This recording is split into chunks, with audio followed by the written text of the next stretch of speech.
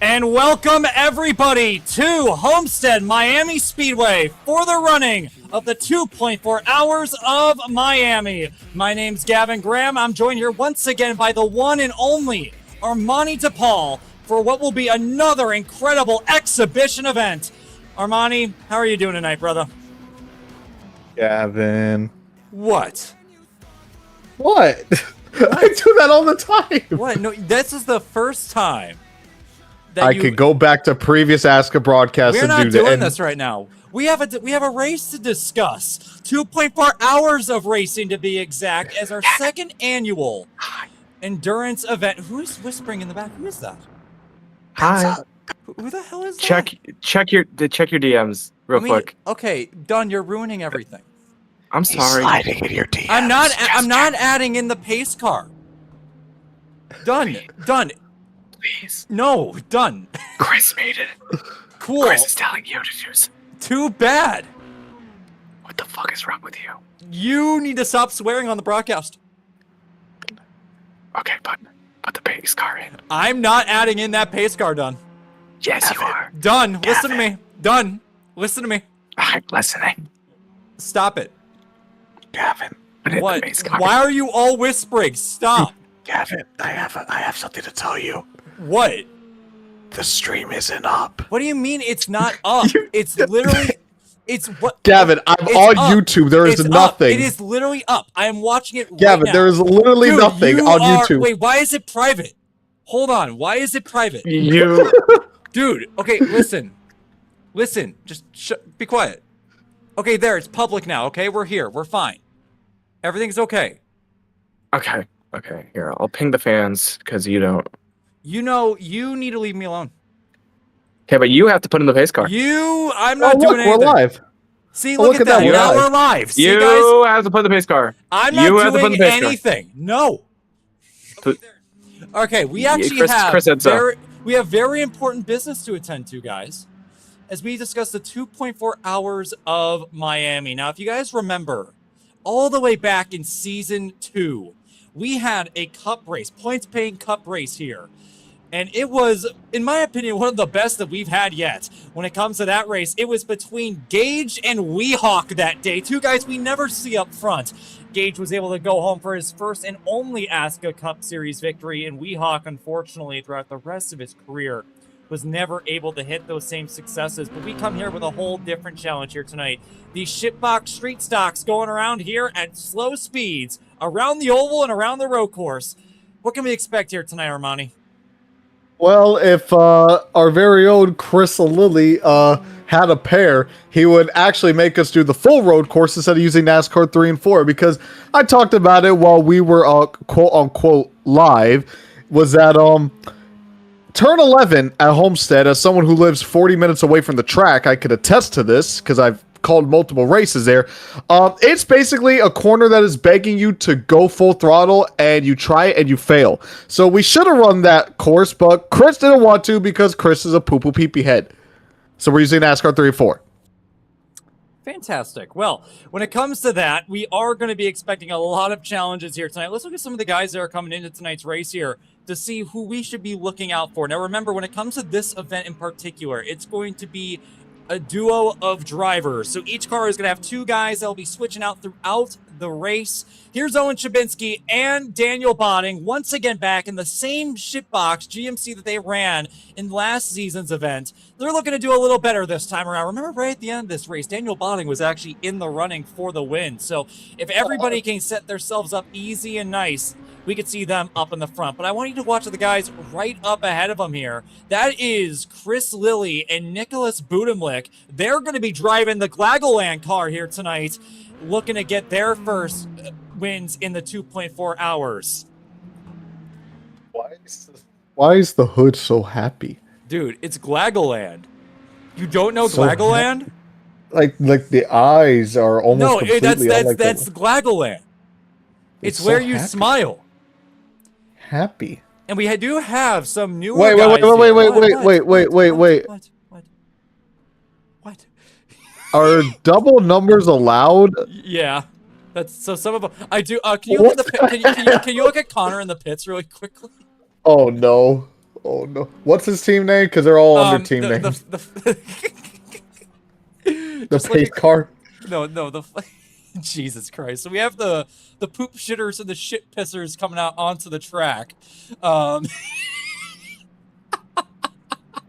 These are your defending on. winners of this It's event. okay. They're back Hold to on. do it again. AJ Hyder and Connor Trafari wait. behind the wheel. Is he in the same car as Aiden Smith? No, Connor Trafari and AJ Hyder in the same car. Oh. I know who you're. I know why you're bringing up Aiden though. Yeah. Where is he? Hold on. I'm looking for. Oh, he's on track. What the hell? Oh, you should go look. You should go look at Diego's car. Oh my god. Oh yeah, he's not suspended anymore. Yeah. So Diego Roldan and Enoch Hancock are together here tonight, and they're So basically, they came up with a little agreement where each of them are going to design one half of the car, and you can definitely see where that came from. Yeah. That is most definitely a design.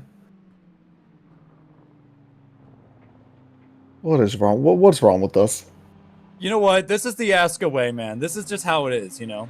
Yeah, this is the ASCA way. I wouldn't have it any other way. So I do want to bring up another person. Levi Lipe is behind the wheel here tonight. He has abandoned the booth to go ahead and go on the track here. And apparently there's some context here. I don't know who that man is on the hood.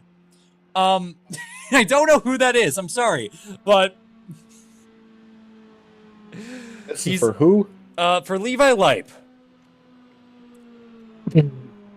Okay, Levi, what am I looking at? Dude, I don't even know, man. I don't even Levi, know. this is why we need you in the booth so you don't perform like just these shenanigans on track. What Aiden is this Smith car? is doing whatever he's doing here. I'm not entirely sure what's going on with this one, but I think it's Aiden Smith and Connor Ballheist behind the wheel. Remember, Connor Ballheist ran that signature scheme all of last season. They decided they're going to plaster it all over the car. Yeah, it's a signature. It's a signature. It is a signature. It is a signature. Most definitely a signature. Brendan Doty in the number 7 here tonight. Oh He's my looking god! to make some noise. Look at Aiden's car. Just turn the camera to right rear suspension. I have it on the right rear suspension. You see what he's doing? What's he doing? Hold on. I'm not understanding.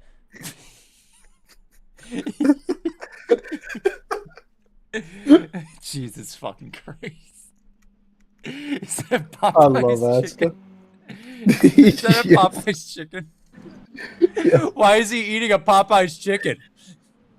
He's eating it around the entire car. Fantastic. We do have some new guys here tonight. Remember, going into Season 9, we're going to be expanding to 2 divisions. So we have a lot of guys here tonight that are not only planning on making their debut, but want to get some experience right off the bat. This Including is Maddox me. Beard here in the I'll make my debut next year. He's in 16th right now. He is bottom of the board right now. He needs to figure it out if he wants to keep up with the pack. Here's 7 Hawthorne as well in the 25 machine. He's looking to make some noise here tonight, as well as Enoch Hancock comes onto the track in that signature beautiful machine that him and Diego have made. I'll be making my debut for the second series next year. I know you. I will. Levi and I have already established a legal rivalry. So I do want to bring up a very beautiful scheme here and a great message to bring around. It's Noah Heron right now in the 35, 9th on the board.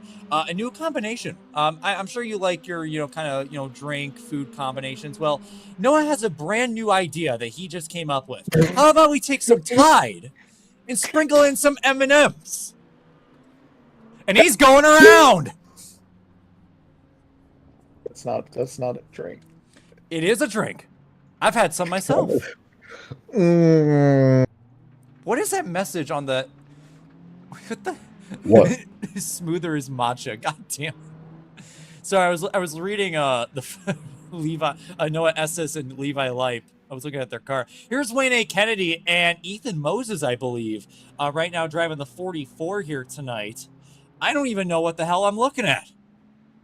Let me see. Hold on. 44. Shout out to Jalen. 44. Where the hell's 44? He's the number 6, but his car says 44. Oh.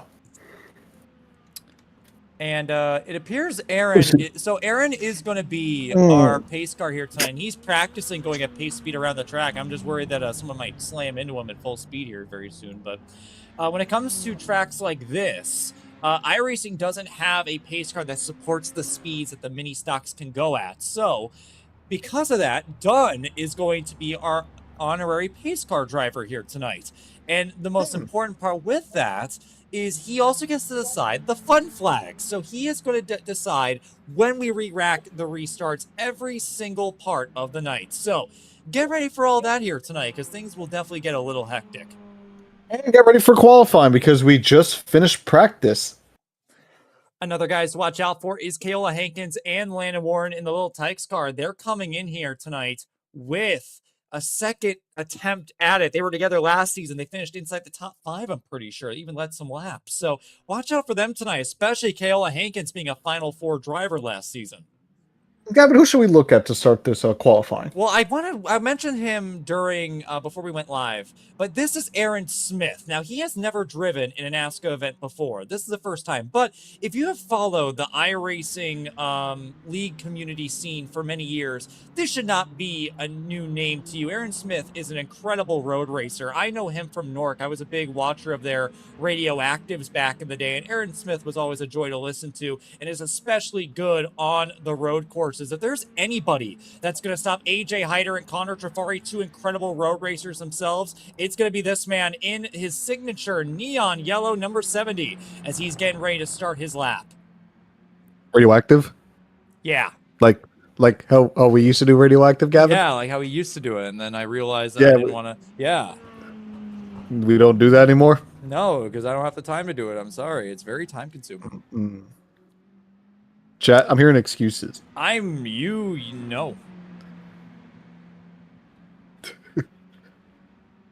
So one thing that I do want to note, I mean, we'll go a little. I'll actually be serious for once in my life as Aaron is going through NASCAR 3 and 4. Is that there's actually a good amount of banking at this Homestead Road course, more than you would think.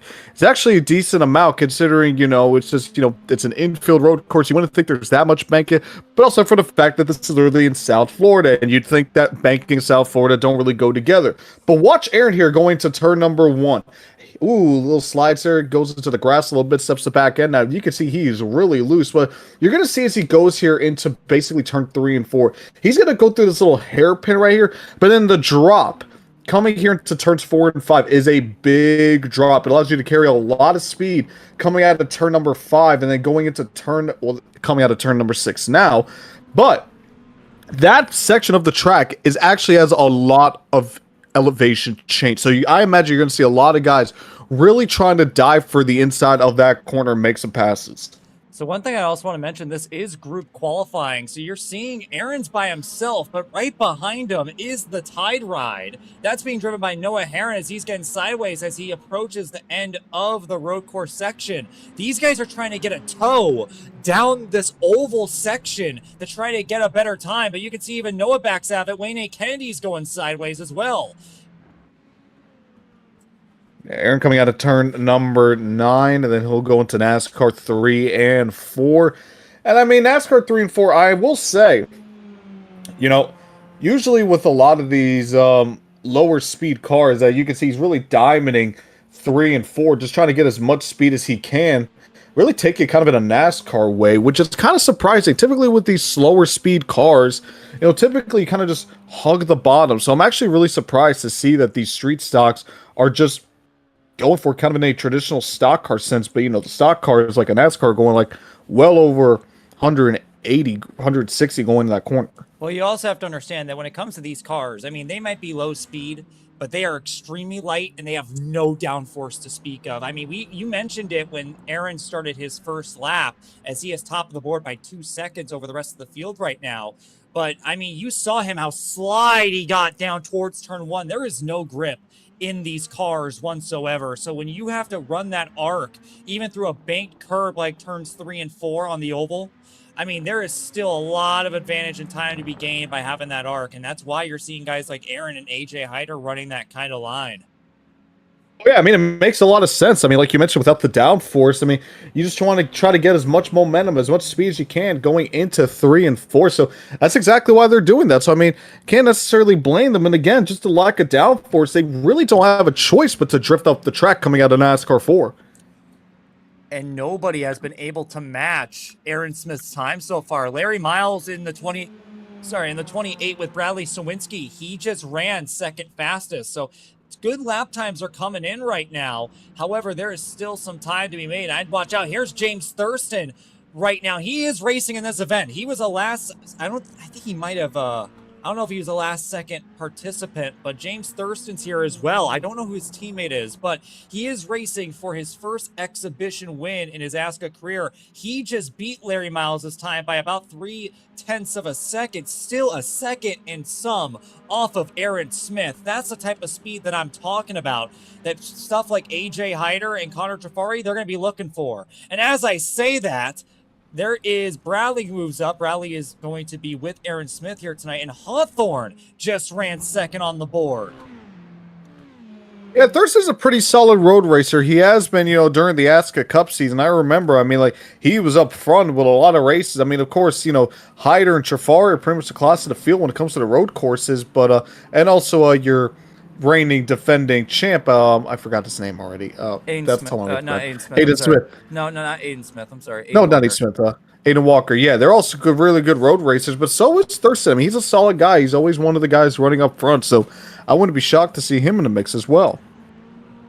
And I'll tell you what, I mentioned this Hawthorne fella, 7 Hawthorne. Again, first time he's ever raced in an ASCA event, and he's showing some great pace as Larry Miles finds about a second on his time. He moves back up to second, now half a second off of Aaron Smith's time, but 7 Hawthorne doing a great job in his first appearance in ASCA. He's right now third. Look at this pack that we got here. Connor Trafari right now at the end of this pack. Remember, the defending winners of the endurance event, he's got the toe of 3 guys, but here's the problem. They are all going to start running through each other here as they head towards turns 3 and 4. That could cause a big stack up if they don't get out of the way. The 86 is going to move out of the way. Here comes the 44. That's going to be Ethan Moses and Wayne A. Kennedy. Everybody is moving out of the way here for Connor Trafari. We'll see if this will be a pull lap by the defending winners. Contact is across the line. That contact might have DQ'd the lap, and it did for Connor Trafari. That piece of contact there by the 44, I don't know who's behind the wheel. That's Ethan Moses.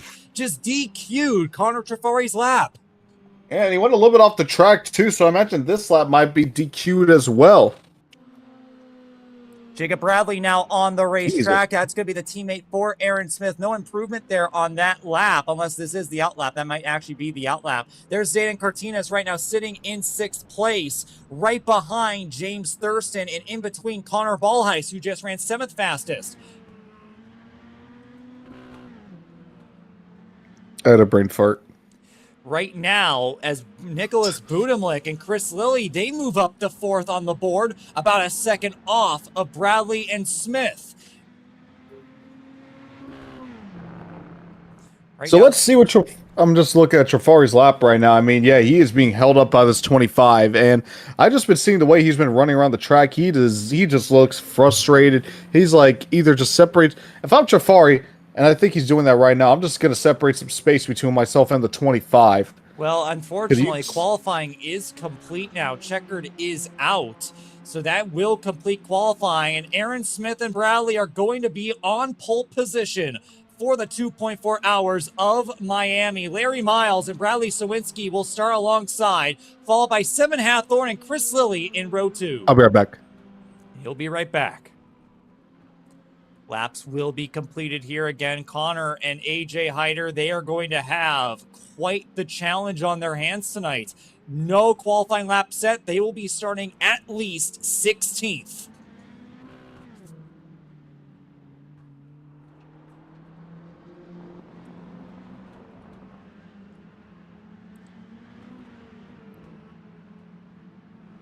Are we in We're race? We're just finishing up qualifying. Oh, okay. I think Armani accidentally left the VC again. Oh. Huh, it's weird. Even though I thought the qualifying was over, but I guess not. And is that Chris Bowes that just ran third fastest? Yes, it is. I'm sorry. Yeah, no, he's actually the teammate of the 25 here. I'll have to get used to some of these. There's contact here with the 44 and Chris Lilly. Ethan Moses has been running through people here in qualifying. He just made contact with Chris Lilly. And I didn't realize Chris Bowes and Seven Hensworth were in the same team, so they're going to be working together here tonight. Great run there by Chris Bowes. Right now, the rest of the top 10 is Cartinez, then Connor Ballheis, followed by Benton, and then Daniel Bonning. Again, Bonning and Owen have genuinely been pretty decent when it comes to this mini stock racing. They were up front near the end of the 2.4 hours at New Hampshire last season. As there's more contact, Ethan Moses and Chris Lilly are having a dick measuring contest down the back straightaway.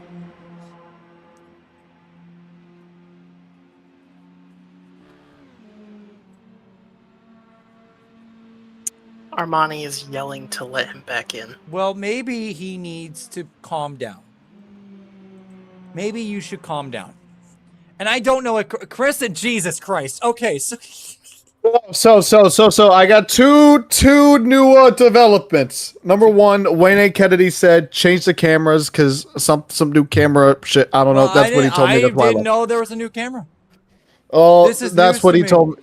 He told me like he was like yelling at me in the VC, so then I went into his chat like, "Why are you yelling at me?" And he said, "Tell Gavin to change this." So I was like, "Okay." Well, I don't have the cameras. You never sent them to me. And number two, Levi wants to talk about his car. I don't want to talk about his car. Well, qualifying's over. Wayne, so it would help if you sent me the cameras. Here, you know what? Levi, I'm bringing Wayne in here. Wait, Wayne. Wayne, you can't. Wayne. Listen, I'm. You never sent me the camera. No, I'm talking about that one other pack you used earlier. What are you talking about? The ones used for season 1. They had a cam pack for this version of Homestead. Yeah, but like, is it part of the set that you gave me? No. So wait, what are you even talking about? Because we're on the Homestead Roval, buddy. Okay, you know what? Here, fine. Crap, it's not that. Yeah, I don't have one for the road course. Damn it. Yeah, no, I have to have a separate one for the road course. You're manipulating me. That's right, guys. Wayne A. Kennedy is manipulating me, and I'm going to go ahead and get him out of here. I can't believe you did that, man. I used to think you were cool. So I do want to mention the number 40 here. This is Cole Perez. So if you know that video of the dude fucking rolling up to a car crash in his like little tyke that looks exactly like this, that is exactly what this is.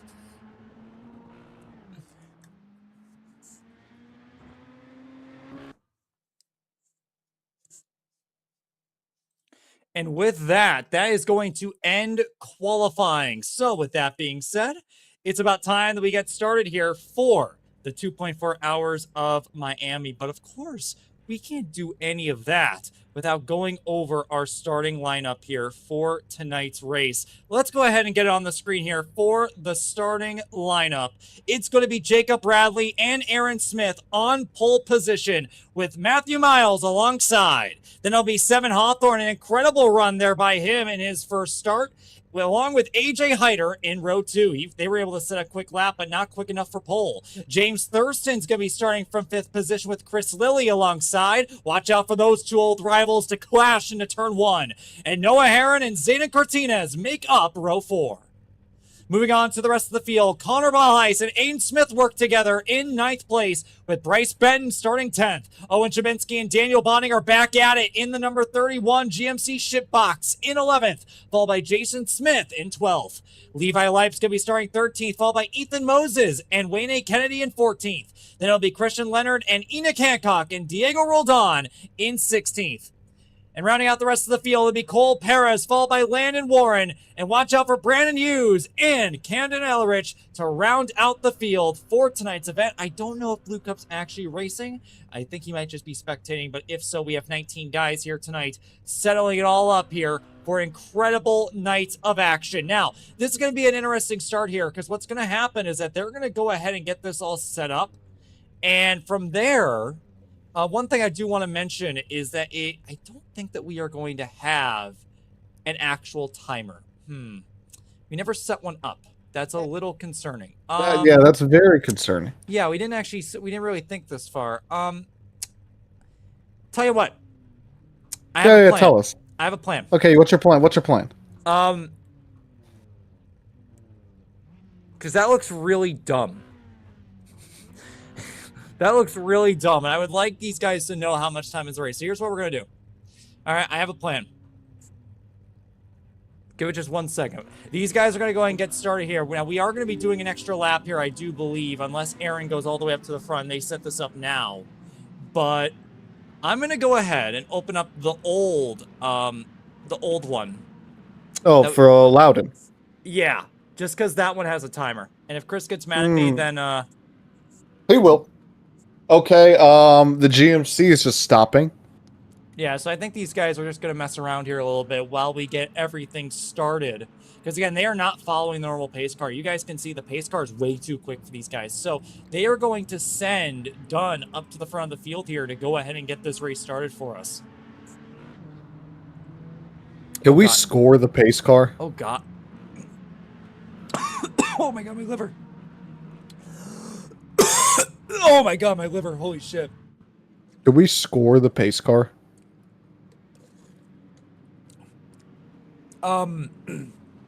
Maybe.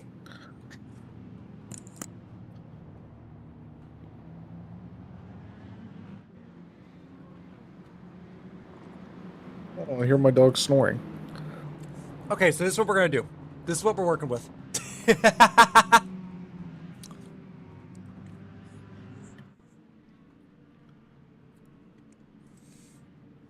All right, this is a throwback here, guys. Throwback to days of old when we used to have this old ticker. That's what we're going to be using here tonight. I need to see this now.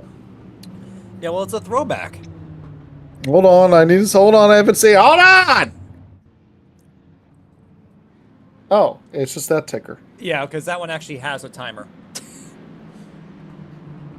So literally, like the ticker we used like 2 seasons ago. Yeah.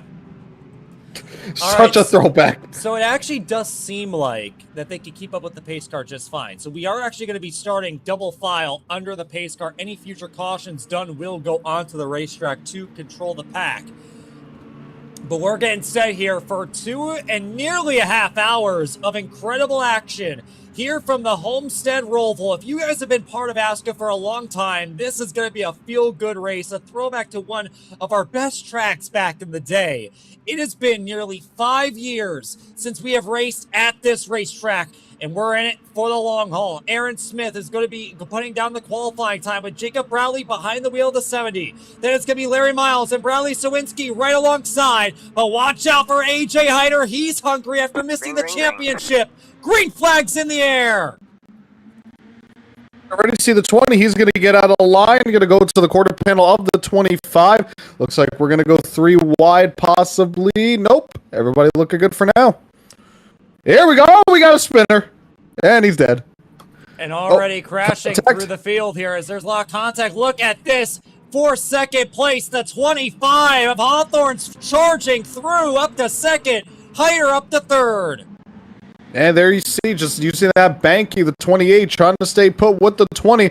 But the 20 kind of on the outside, he's able to use that momentum. He's got a little bit of banking, a little bit of elevation change. That's how he was able to keep pace with the 28 and clear him. And everyone's just trying to settle down for right now. You're going to have to keep talking because I'm trying to fix something real quick. Now, what do we pay you for? Why are let's there take a two look. little tank cars in the field? Hello, again. Why are there two little Welcome, tank cars in the field? welcome, Jacob Mitchell to the ASCA broadcast. We're here just starting the 2.4 hours allowed it as we have the I forgot his name. Damn it. The Cody Rhodes Popeyes machine losing a lot of spots, lost spots to the 67/35 car, and now Connor Ballheis, and now he's losing spots to the Levi Light machine that Gavin did in one interview. Yeah. Oh, and Because he's 14 blinking in and out of existence. Yep, and he's blinking. And he All can right. barely control his car in the middle of a NASCAR oval in a mini stock. And he just contact me. nearly wrecked Connor Ballheis. Oh, this is usually not a place where you want to go double file here, but he is consistent to do it anyway. Actually makes the power move on the outside, almost makes it stick.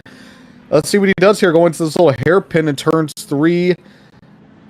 Looking good right now. He's going to use that inside line to his advantage. He's going to clear him, but Ballheis thought about going for the crossover, but to no avail. And actually, Levi Light, I guess, nearly wrecking him worked out because he actually made the pass for 7th.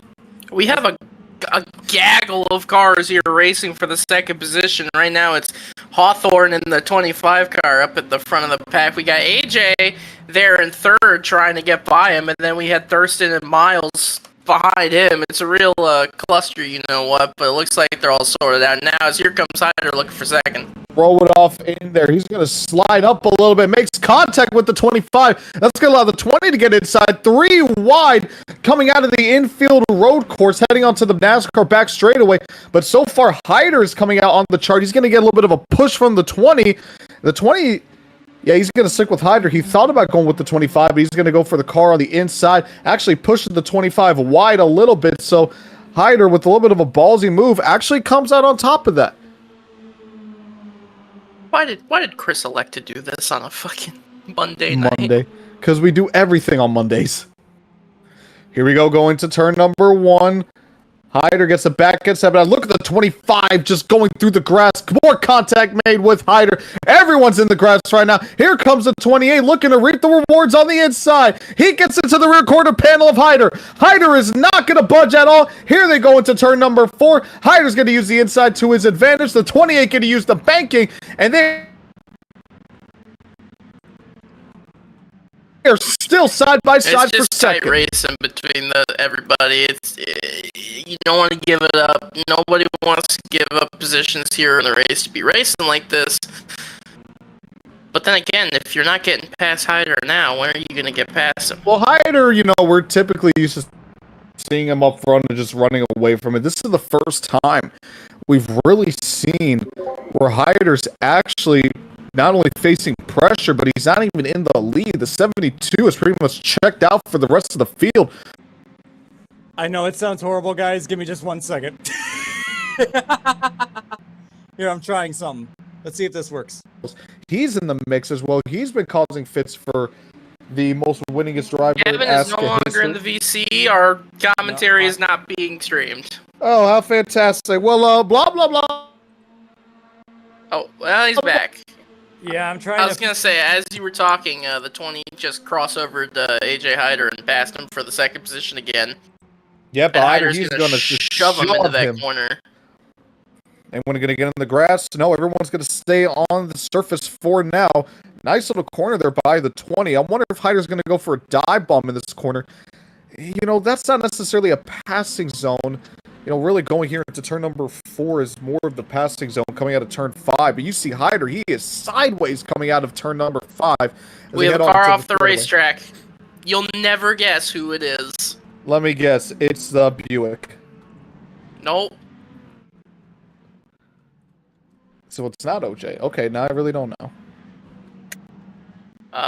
It would be Greasy Bacon, who just completely overcooked the first corner and Yeah, that sounds about right. just he lost a lot of ground, and then something happened with. Yeah, that sounds about right. Really wide entry for Thurston. Just a wide corner in general. That's going to allow Hyde to go to the inside. And you see him go all the way down to the apron, trying to get clear of that 20. The 20 just trying to keep the car as straight as possible, try to get as much momentum as possible as him and Hyder side by side. I think Hyder, he's going to complete this pass. We have some beef here between the 25 and the 14. They're racing hard for, looks like 6th position here. And they were basically blocking each other down to the apron. Let's see if this continues. Oh, he's dooring him into 1. Oh, how fantastic. Good old Levi Lipe. He's going to give him another bumper into 2. Expressing his displeasure. And yeah, he Levi gives just him all another over, bump into all 3. over This the guy back really, bumper. what is he? Levi, what are you doing, dude? I don't even think he knows what he's doing. He Another is just bump. all over the back bumper of the 25. Levi, it's early. As that goes on, Chris Lilly has made his way up into 5th in the Glaggle Factory machine. And it looks like AJ Hyder is finally pulled out away from 2nd place, as now Levi has just given the big bumper to the 25. Keep your eye on this, and he's going to hook him. Contact, did he get spun by the 25? The 25 said, I had enough of you, and he just clearly... Ooh.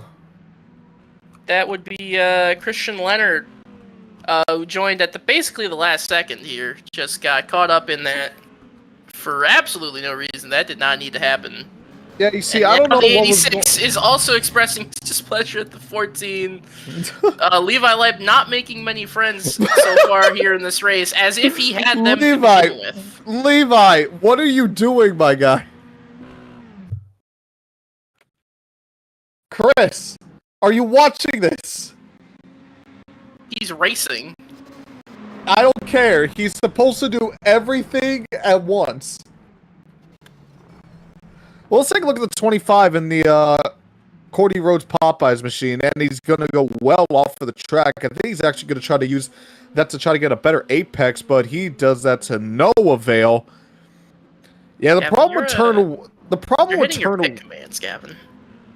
The problem with turns 1 and 2 here at Homestead is that because it's such a narrow part, like because the road course, especially the entry, is so narrow that you could very easily misjudge that corner, and then while you think that you're carrying a lot of speed coming in, you end up in the grass, and then just your entire, not just turn 1, but really up until turn 3 and 4 is just screwed over, as the 25 is just getting blocked by ball heists. I don't know what he did to piss everybody off, as he's just slowing down on the track right now. But I don't know what's going on with the 25 and what he did to piss everybody off. But not only that, but he just looks like he either pissed off the Popeyes machine or, I don't know, just ball heights just decided, yeah, I'm just going to be an ass. As you were talking, Braden Hughes in the second Little Tykes car, the 21, overcooked turn 1. He lost a few positions and came out right behind the 14. So I assume the 14 will have another guy up his ass here to here in a few moments. It's very possible. As Jacob Bradley has absolutely pulled away. I was not expecting this. I have no clue who this guy is, to be completely honest with you.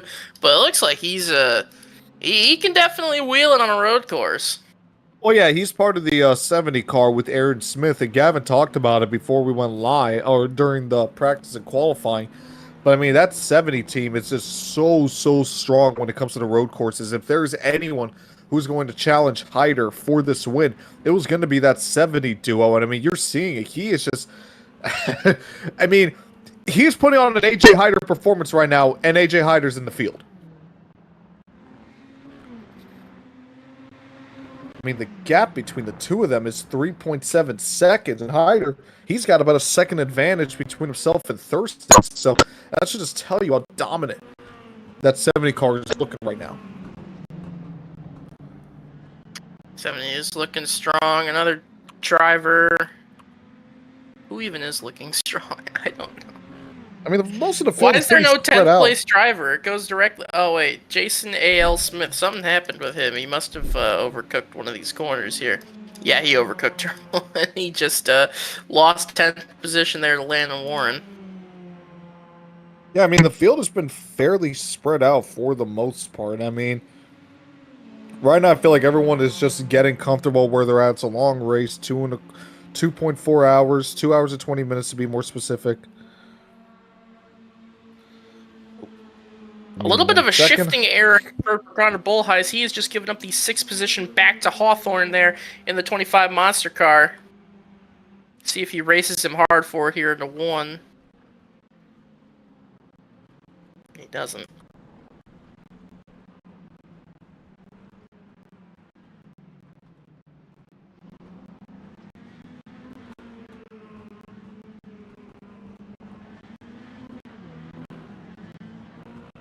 Give me 1 second. I gotta do something for work real quick. I'm pulling a Gavin.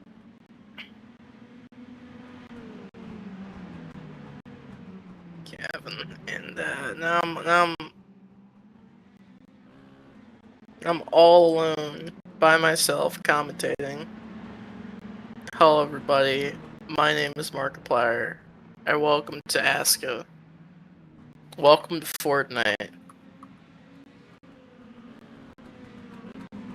Why did the 21 lose so much time on that last lap? Well, he did spin out. How is Blue Cup so far back? Also, late development here for Blue Cup. It turns out his teammate has bailed on him because Ryan Kempton is a hashtag bum. So he has bailed on his teammate Camden Ehrlich, and Camden will be running the entire 2.4 hours on his own. So, any of you Camden Ehrlich fans who are looking to see that team do well, you're gonna have to hope and pray that he's able to do it all by himself.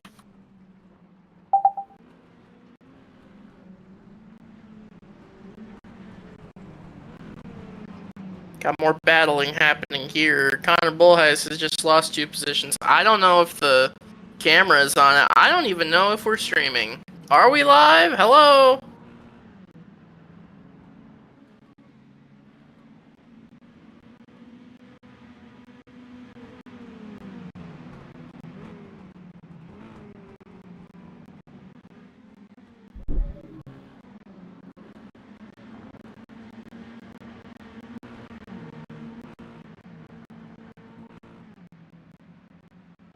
Evan's off the VC.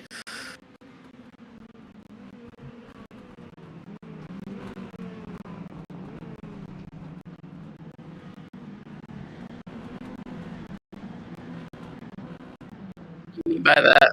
Back.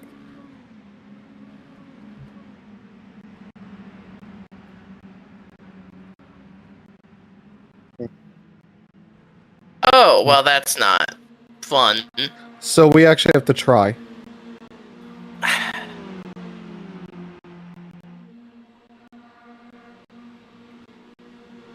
It'll be okay. We'll be fine. Anyways, You carry the broadcast anyway, so it's like Aw, we're just thank here for you. background noises and stupid insights. yeah, exactly. Like, you think we matter? Well, you guys matter.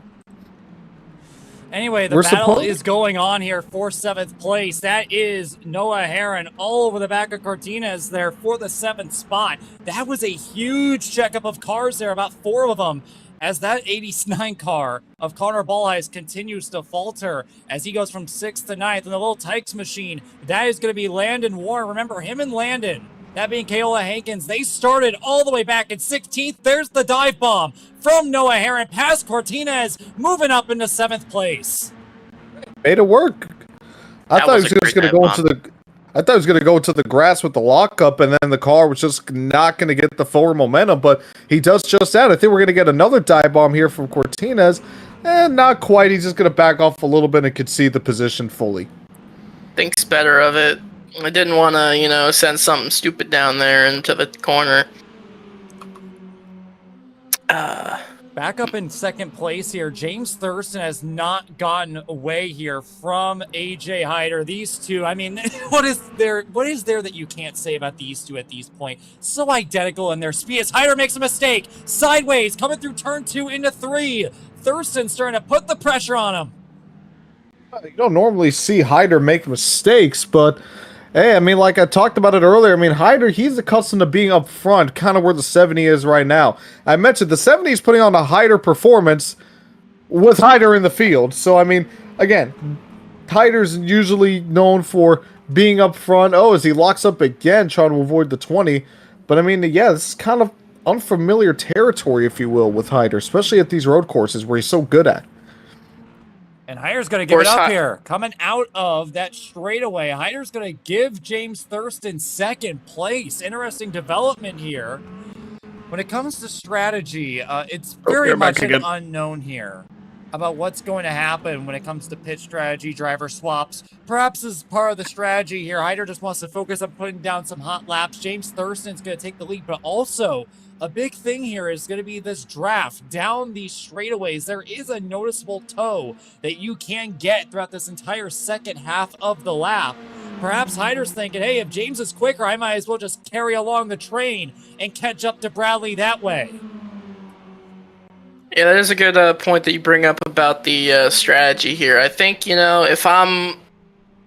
Obviously, both AJ Hyder is one of the best drivers in the field, especially on the road courses, and I know we give him a lot of shit, but Contrafari also is up there in terms of pace. I feel like, AJ's just sitting there thinking, well, I couldn't really catch him on my own. I'll see what Thurston can do. And you could see Thurston, that last lap was 7/10 quicker than the leader, Jacob Bradley. So maybe AJ is onto something here with sitting behind and following James Thurston. And watch out for Larry Miles down here in 4th place at the moment. He is starting to catch up to these two up ahead. Bradley Sawinski and Larry Miles are some of the best in the field. As I say that, they lock up through the right-hander there, so jinx on my part. But when I'm not jinxing them, they are incredibly quick. So watch out for Bradley and Matt as we go on to the second half of the race later on tonight after a few fun flags. You're going to be seeing them up front here racing for the win. And like you said, Jacob, James Thurston is catching. As I say that, again, Jesus Christ, all these guys are making mistakes when I bring them up. A bit of a lockup there from Thurston coming out of that final left-hander onto the oval. Lost a few tenths there, but before that, he was gaining another 2 tenths or so there on Bradley. I wanted to bring it up earlier. I started going off on another tangent about how fast James Thurston was, but I was bringing it up, with the strategy and all that. If you do pit and you get out into a clean part of the track, you are able to just throw down some fast laps with no one in your way. So if you're someone like AJ Hyder who, maybe thinks he can't really catch Bradley on pure pace right now, maybe later you pit, you're all by yourself, and you're able to gain back some of that time. Well, talk about tire wear here. Jacob Bradley, fastest lap. He ran on one of the first laps, 130.5. Right now, his last lap is a 131.3. So we're talking about nearly a second of fall off just within the first 20 minutes or so. So there is definitely a lot of fall off here. And that's not shocking at all, considering how much these cars rely on that tire grip to get around these corners and with how much these guys are sliding the back end out to gain acceleration. So definitely, the sooner that you pit, you will have a big advantage going into that second stint. But it's all about timing. You have to do it at the perfect time to capitalize. If you're some of these guys near the back of the pack and you think that you have some race-winning speed, but you just aren't in a good position, maybe someone like a Chris Lilly and Nicholas Budenblick, perhaps pitting just a little bit earlier and trying to gain a little bit of time back during that section of pit stops might be in your favor.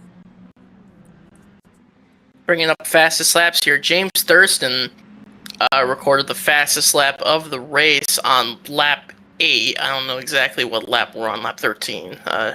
Okay, so he recorded the fastest lap of the race on lap 8. So obviously some life still left in these tires. I imagine with like how low horsepower and how small these tires are, I assume tire wear isn't going to be a massive factor, but it definitely can account for some stronger runs. Yeah, something's going on here with James Thurston in his last lap or so, because now he's starting to lose time again as he overdrives, and that was because of a bit of contact with Hyder. Hyder was pushing James Thurston down the front straightaway, trying to give him a bit of a push, trying to push him along. And when he went down towards turn 1, he was just going a little bit faster than he was comfortable, and AJ Hyder's going to move back up into second, and Larry Miles is getting closer and ever closer each and every lap. Larry Miles back there. You don't want to really mess about here if you're Hyder and Thurston. You got that guy behind you. He's going to be catching you here shortly. And if they keep messing about. And meanwhile, Jacob Bradley is just running, consistently 2-3 tenths faster than those guys. I think, honestly, at this point in the race, that 70 car is probably the best in the pack right now. Oh, contact! Coming through turn 3, Jason Smith just got dumped by the 86 of Christian Leonard. Oh boy. Yeah, that was a battle for 10th place. While that's going on, Landon Warren, I wanted to bring him up earlier before that. Landon Warren started 16th. He is up to 8th and going for 7th right now. He has some incredible pace so far. He is one of those guys that you don't really expect to be really good on road courses. But remember at Portland last season, he was up in the mix in the top 5. Here's another pass by Landon now, coming onto the oval and moving up to 7th. This guy's on the move. He's on a man on a mission. Is that 16 car for Little Tykes Racing? Which again, I'm wondering why there's 2 of those cars in this field. That was not confusing at all. Connor Balheis trying to recover a bit of lost time. He's going to get around the 19 now of Cortines. Cortines has been falling back since the drop of the green. That guy's got no pace. But how about that crossover move coming through turn 4? They'll be side by side heading towards 1. Someone's got to give. And that one that will give will be Balheis. Yeah, we had a little thing. Oh, as Balheis just a smidge of contact there with the 19 now, trying to cross him back over. But we had a car on pit road. It is the 3 of Camden Ehrlich. And I think he just decided to step out of the car and stop racing. I'm not entirely certain, but I don't blame him. I did mention earlier that his teammate kind of bailed on him, so it was just going to be him for the entire 2.4 hours, and I wouldn't be surprised if he didn't want to do that anymore. Balheis gets around Cortines again, this time for 9th. I think this time, at least for the time being, it'll settle it. And here comes Warren again. Now going for 6th. He's going to go and get around Hawthorne here, side by side, heading towards the left-hander. I like that. I think we're having a little bit of a development here in the battle for 16th position here. Oh, my God. Enoch Hancock is deciding to tickle Owen Shapinski's ass. Oh, man. You know, it's crazy. I was actually expecting them to be near the front, but Enoch obviously is very inexperienced. He's looking to try to get into the truck showdown this season. So, yeah, as of right now, I mean, he's just messing about. We'll see when Roldan gets in the car how things differ, but good qualifying effort by Owen Shapinski and Daniel Botting, but it is not translated to race pace. What in the hell are they doing? Levi Leip just tried to dive bomb Jason A.L. Smith for the 14th spot, or the 13th spot, and he lost a spot trying to do so. I don't know what OJ is doing. And we got a lot of trouble going on here. Off the track is the 25 of Hawthorne. Hawthorne did so good in qualifying. He's been falling back like a rock ever since. There goes Balheis moving back up into 7th place as Hawthorne falls back to 8th. And Landon Warren's going to continue his charge. He's now up to 6th, but there's a long ways ahead until he gets up to Chris Lilly to get inside the top 5. Yeah, there's a lot of contact happening back here between Hancock and Chapinski. I'm just watching this. I'm seeing. Oh, Chapinski sideways. AJ just fucking did. OJ just did some weird shit. I don't know what happened. What in the hell is Braden Hughes and Owen Chapinski doing? Also, Blue Cup is offering to commentate. No. Oh. And off the track is contact! There goes Enoch Hancock along with Owen Chapinski. Yeah. This is gonna end poorly for one of these parties. And now here comes Cole coming into the mix now. Oh boy. Oh Lord. Oh. Uh-oh. Just a small little bump. Jesus Christ. But I'll tell you what here, guys. When it comes to the battle for the lead, AJ Hyder has cut nearly a second out of Bradley's lead over the last couple laps. Just in the last lap alone, Hyder was 0.3 quicker than Bradley. Trying to focus on most exciting. Yeah, what does iRacing consider most exciting? Balheis and the 25 of Hawthorne are going at it again, nearly making contact, going through turn 3. And they almost made contact. That they were going back there for a few corners there. They were back and forth between the 7th position. It looks like that's all settled out now. And the battle continues here. That's Bryce Denton right now racing against Leonard. Look at the move by Leonard down the inside. Going down into the right-hander. They'll continue side by side. No contact made. Very respectful racing. That's allowing Heron to get back into the mix. And whipping around the outside is Benton to hold on to 10th place. Cole Paris has finally passed Hancock and Chabinski for 17th position. And Enoch and Chabinski continue to battle. Jesus Christ. This is the glory about the 2.4 hours. This is just stuff like this happens. Jesus Christ. And you don't get any points on your ASCA standing. Oh, no. Oh. There goes Chabinski. That might need to be a caution, folks. Well, they better watch out because the leader's coming up on them. So they've been messing around so much that now they've been caught. Yeah, now it's the not leader's over. Chabinski's coming back at him. Oh, boy. Oh, Jesus Christ. Oh, no. Oh, take a swing. There he goes. There goes Hancock. Heading towards the inside wall. He'll stay out of the way here for Aaron Smith. I said he'd stay out of the way for Aaron Smith and Jacob Bradley. Jesus Christ. And there's the first lapper of the race. And big lockup by Hawthorne. And that's a big dive by Bolheist. Bolheist was trying to slam into Hawthorne, but he missed. And that's allowing Cortinas to get back into it. Oh, boy. Bolheist all over the back of Hawthorne down the straightaway, heading towards the left-hander. I thought there was going to be contact, but Hawthorne sends it in deep, trying to prevent contact. He's going to overdrive the corner. Bolheist is going to scare him shitless and move back up into 8th place. Or 7th, I'm sorry. Cortina is now trying to go for 8th. However, Hawthorne's going to have to run off the corner and hold on to the spot. Yeah, the 19 almost lost the car coming off of that last corner, so he could have taken over 8th position, but he kind of got spooked. I don't know what happened there, but Side by side here, that's going to be Ethan Moses and the 7 of Jason Smith. This is the battle for 13th place. Ethan Moses did not have a great start to this race. I think he's one of those guys that got involved in that first lap accident, so he's been trying to recover ever since. He's going to try to chop the nose there on the 7 of Smith, but it ain't going to work. Smith's going to hold it steady side by side down the straightaway as they head towards turn 1. Again, someone's got to give here. Going side by side to 1 is not a prized possession, and that's going to be Smith backing off and giving Moses to spot the crossover move as Moses overdrives turn 2. So you've kind of leaned into your microphone there a little bit. Well, maybe. What's the problem with that? And something's going on with Hawthorne here. He is falling like a rock right now. He is now falling back to 9th. Contact with the 66 of Benton as they go through the right-hander heading towards the back straightaway.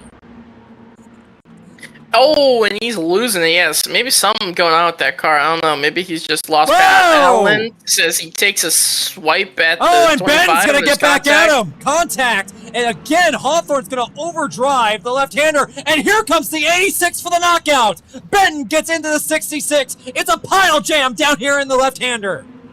What the hell is happening? We've got chaos breaking out all over the racetrack. Is Noah Heron... Is that Noah Heron? That's Noah Heron. Was just an innocent victim and all that. He didn't want to be a part of that, and somehow Hawthorne's going to get away. Yeah, something's going on. He might have some damage or something from a previous accident that we missed, but yeah, he's having a rough time out there right now. It's all breaking down here on the Homestead Miami Speedway. One thing as the leader, here we go. Bradley has now caught Chabinski, the slow damaged lap car. The shipbox GMC. Let's see if he gets out of the way. Yeah, he will. Okay, I'm actually shocked that he did. Well, he's kind of just all the way down at the bottom. Yeah, but I'll tell you what, Hyder has gained almost a second on him in the last lap. What? Jesus, Chabinski. Chabinski, what are you doing, dude? What are you doing? Trying to make this interesting is what he's trying to do. AJ Hyder is closing in as he's approaching a second on Bradley. We thought it was over. We thought that Bradley was just going to run away with this thing, but Hyder's catching. We missed something here on the front straightaway. I believe Christian Leonard has just dumped Noah Heron. Leonard is stopped on the track right now in turn 3. Or turn 2, I'm sorry.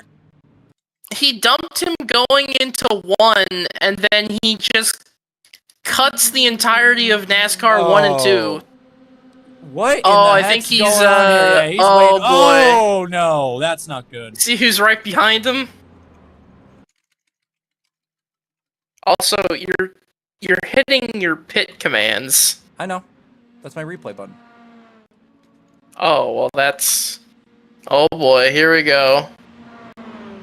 And sideways is that 25. Again, Leonard has already taken out one guy on purpose, and he's going to come to pit road here. So I don't know what he was waiting over there in turn 2 for. He's going to go ahead and overdrive that for sure. But already some chaos here at Homestead just within the first 40 minutes.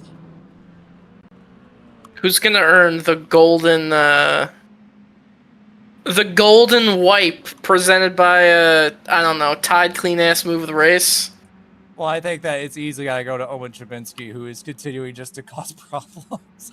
Jesus Christ! Did you see what Leonard did to Heron? I saw what Noah did to Heron. It was, I saw what Leonard did to Heron. It was funny. Well, the only thing is now everyone's kind of spread apart now. We have to go all the way back to Smith to find any battling, and that's Ethan Moses sending it down into the right-hander there on the 7 of Smith, but nothing's going to come out of it. So we're getting some intel here from Chris Lilly saying that whenever the fun flag does come out, you are allowed to get as many of your laps back as you possibly can. So that'll be really interesting to see. Betterman is on pit road. Etterman's on pit road from 19th place. He's been there for about a minute so far. Right now, Chabinski and Enoch are the ones one lap down, so they'll be able to go around and get their laps back as we continue to watch the battle for 11th place. That's Smith and Ethan Moses going at it. Looks like a driver swap there between the 86 car. We had whoever that other guy was in the car. I already forgot his name, but now Peter Etterman is going in the car. Yeah, I believe that was Leonard that was in the 86 previously, and now it will be Etterman behind the wheel. As here we go once again into turn 1. We've seen Ethan Moses overdrive this a couple times now. We'll see if he can hold it steady this time around, and it looks like that he will.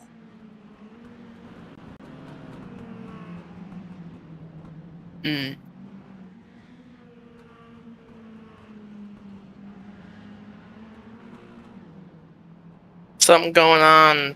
I don't think anything is going on in particular, but AJ Hyder has been slowly cutting into Jacob Bradley's lead here for the past 10 laps.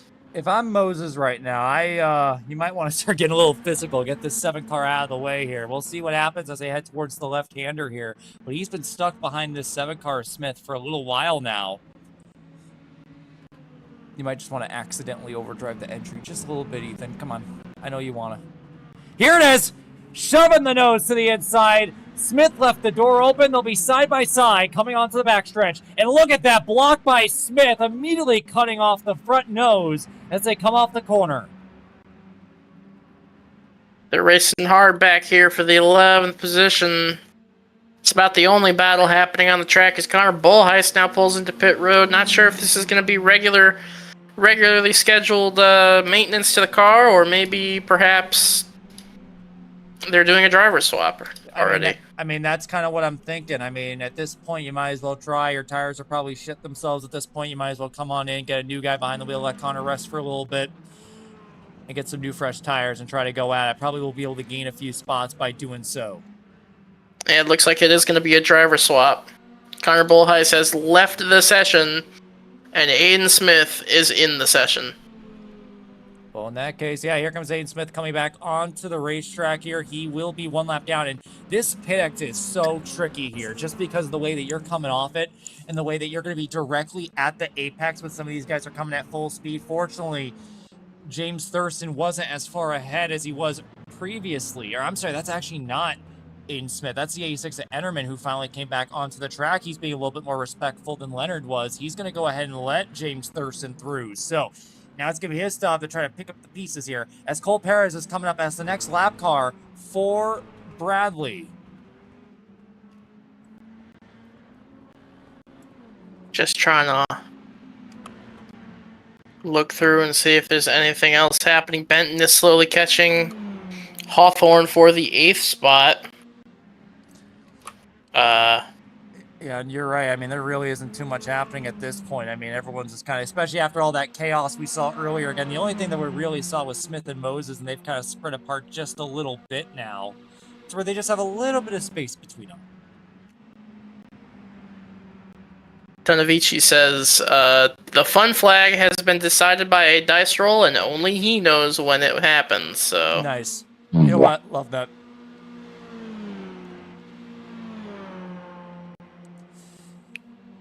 As we approach the 40-minute mark here of this race, Bradley has led them all. AJ Hyder trying to chase him down. He's been stuck within the second and a half margin for what feels like the last 10 to 15 minutes. Ever since he settled that battle up with James Thurston, he has just not been able to break into that second bracket. It doesn't help when Hyder is making mistakes like that and going off the track, but it does help when Bradley overdrives turn 3 and cuts 4/10 out of his lead. There is some yammering and yapping happening on the radio. I don't know if you can hear it or not. No, I don't. I have that stuff turned off. But I'll tell you what, that 25 car Hawthorne is catching up to Benton right now. And while that's going on, Moses,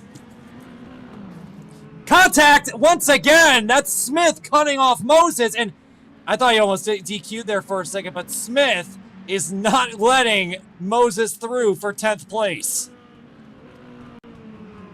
You know who else is catching who? Who? AJ Hyder is catching the leader. He looks like he's under half a second now, almost. Maybe a second. Yeah, They have closed rapidly.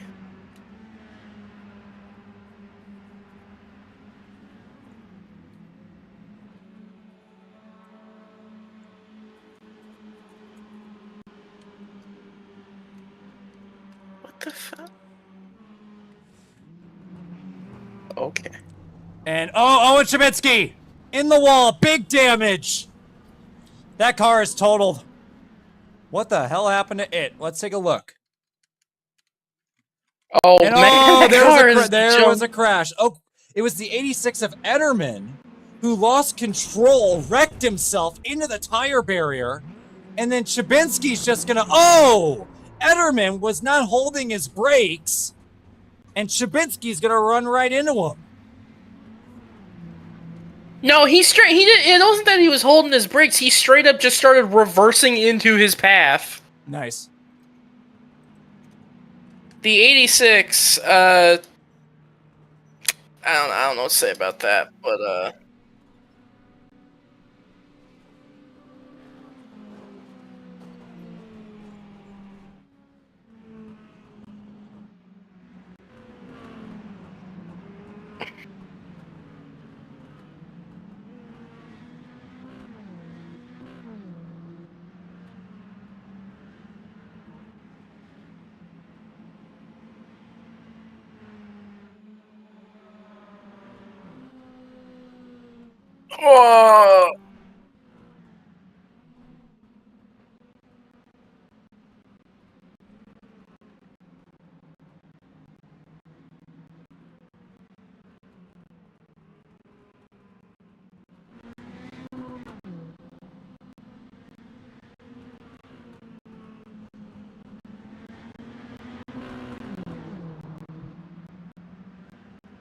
I'm just focused on the battle for the lead up here at the front. I know it's not really changing at all, but I'm just interested to see where this goes, especially with a gaggle of lapped cars in front of Jacob Bradley in the 70. It's going to get interesting here, up here for the battle of the lead.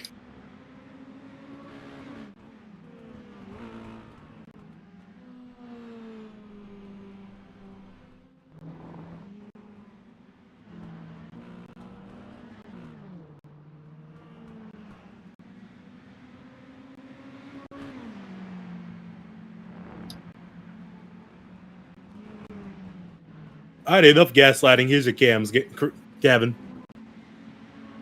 I finally got you your damn cams. There you go. Octua.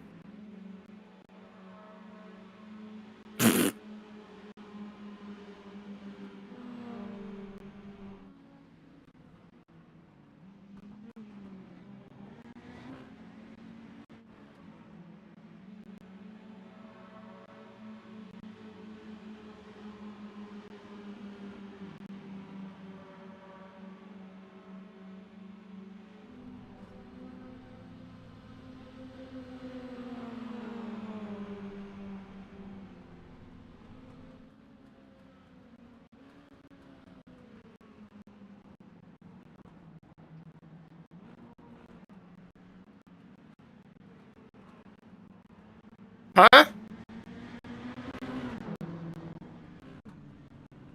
Armani has disappeared.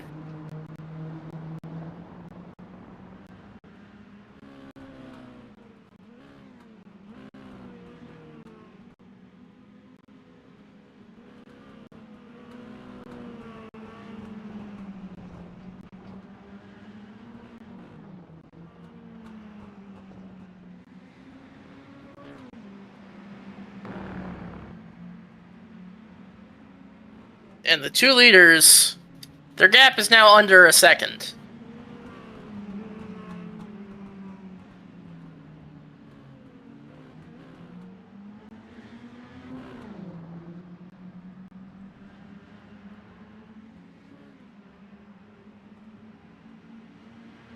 Yeah, these shifts look finicky. Once you're like getting up and down and in and out of like gears, it definitely seems like you could lose a lot of momentum easily if you're not good, if you're not like perfect on the gear shifting. As Hyder is going to close in through NASCAR 3 and 4 there. He's going to try to get the run down into turn 1. We'll see what he can do here.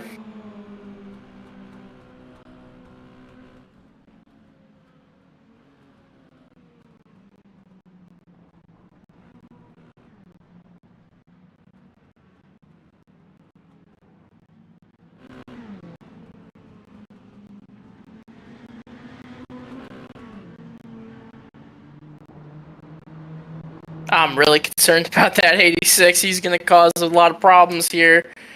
As it looks like James Thurston is also slowly entering this battle. So I think maybe the 70's starting to fall off just a little bit as...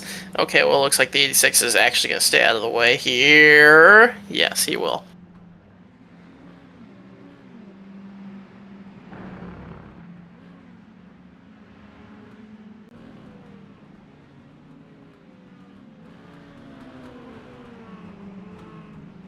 Trying to make a move there. You can see the 86 has hit the wall again behind the leaders. What the hell?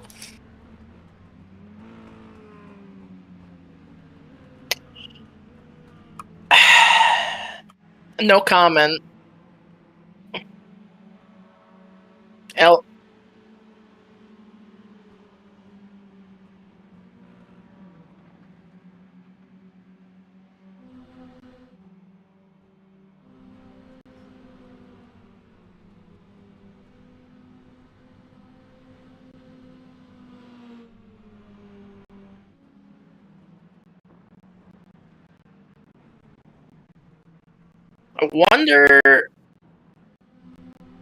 I wonder now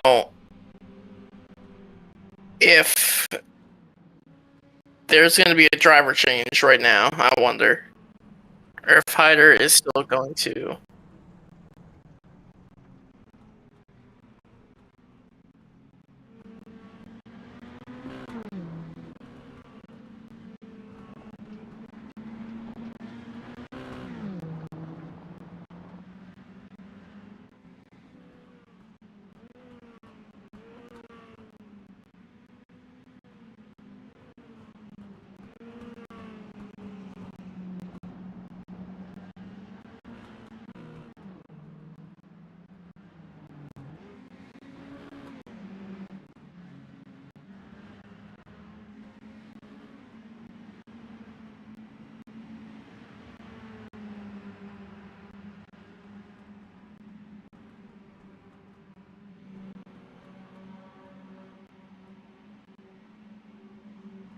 Looks like Shafari is getting into the car.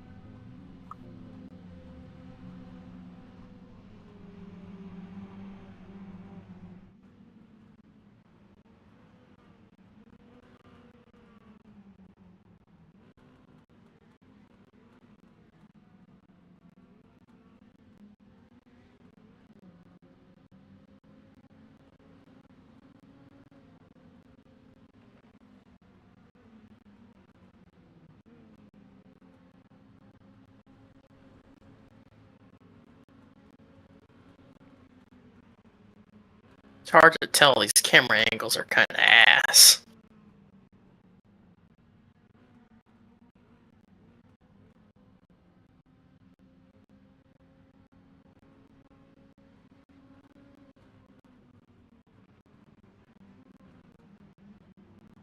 Okay, I've got some intel.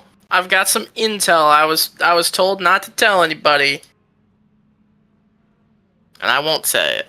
But I do know when this fun flag is happening. My I will mic say has been muted that. on the stream the whole time. I hate myself. Here we go, coming out of the pits. Wow, that must have been embarrassing for everybody. And there it is, the pass for the lead. Connor Trafari passing Aaron Smith.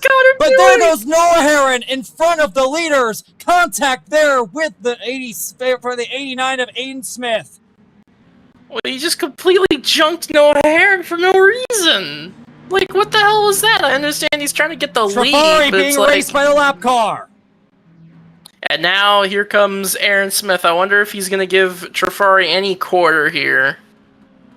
I can't believe for the last 30 minutes my mic's been muted. I hate myself, but I might as well do it now than an actual race. Connor Trafari takes the lead on pit road. Now Aaron Smith behind the wheel of that number 70 machine, trying to chase him down.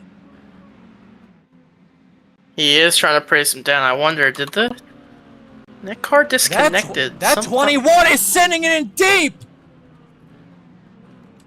21, I don't know what he's doing. I understand maybe he's trying to keep his lap, but he's got to understand there's a battle for the lead going on here. Yeah, and he's got Braden Hughes. Yeah, Braden Hughes right now in the 21 machine. First car, one lap down in 11th place, trying to hold on. He's actually going to be coming down pit road this time. And now it's going to be between Aaron and Trafari. Look at the run that Aaron Smith's got, but he's going to slide up the racetrack coming out of turn 4. That's going to give Trafari a bit of space to breathe as they head towards 1. Aaron Smith with a momentum. Trafari blocks into the corner.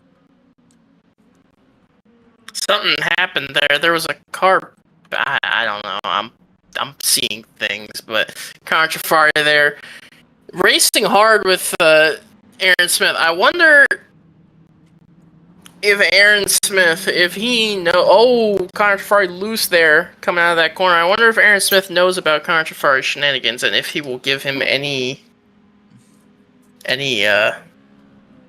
breaks here. Well, I'll tell you what, if Aaron doesn't know about it now, he'll definitely get used to it after tonight. Trafari will not make this an easy pass, for sure, especially considering what's on the line here. It took Hyder so much just to get close to Bradley. So now that the pit strategy's worked out, you know Connor's going to do everything he can to hold on to the lead. Look at the dive there by Trafari, a bit of a lockup as they head towards the corner. Aaron Smith being patient and consistent, having the nose down the inside. Trafari goes wide as they head towards the oval side by side. That's one of the examples that I wanted to give of if your shifts aren't perfect, you could lose a lead and have a bad exit of the corner. I think that just happened with Trafari. But now he's going to be right on the back bumper of that 70 car. I'm not sure how much aero these cars are giving off, but maybe dirty air being a factor, as they're going to be side by side down the front straightaway here for the lead into turn 1. Trafari's not going to back out of this one. No, he is not. Back to the lead is Trafari. Aaron Smith overdriving turn 1. Almost missing turn 2. A big mistake there by the 70. And he is going to lose a second of time to Connor Trafari. That was a perfect set of corners there for the defending winners. It's just going to be very tight as now the 9 car is going to pull away by a long distance as both of these drivers have now put a big gap on. Now the 20 car of Aiden Walker, our defending ASCA champion, now in that car for PSISM. Well, I'll tell you what, I didn't know that, but that's cool. That's cool. And I'll tell you what, Aiden Walker's a good guy to have behind the wheel. Remember, he beat Hyder at Portland last season, so he knows a thing or two about road courses. But unfortunately, since they've come off pit road, he's lost about 2 seconds of time to Trafari. So once he gets settled in here, he's going to have to start gaining some time, and time quick.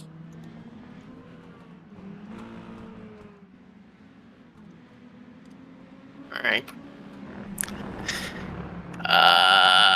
Yeah, that was just a really good corner for Connor Trafar. He's gonna gain a lot of time there, and I don't know if it's that Aaron Smith is just getting used to the car and how it drives. I mean, these cars are a lot different than than a normal road course car or even a stock car at that point. These are basically, I wouldn't call them flying. Oh, he goes off the track. Uh-oh. That's not good. He's going to lose a little bit of time there, about maybe 2/10 or so. So nothing too crazy, but still. Trafari trying to hold on, but that's how you know that he's pushing with everything he's got. He does not want to give Smith any chances of getting to him. We have ourselves a fun flag. Right now? Right now, Donavici has said it on the radio. There is a fun flag out. Throw the graphic up on the stream if there is one. There is no graphic. I'm sorry. We didn't prepare that far ahead. 7 Hawthorne and the 66 of Bryce Benton are racing right now for 8th place before the pace car comes out. Let's see where he is. There he is right there. And that's the 40. A call way off the track goes Marcus van der Lee in the 40 machine. He goes way wide as he was racing with the 16 of Keola Hankins. He's going to merge without losing much time at all. And there's our pace car, Donavici, the one and only.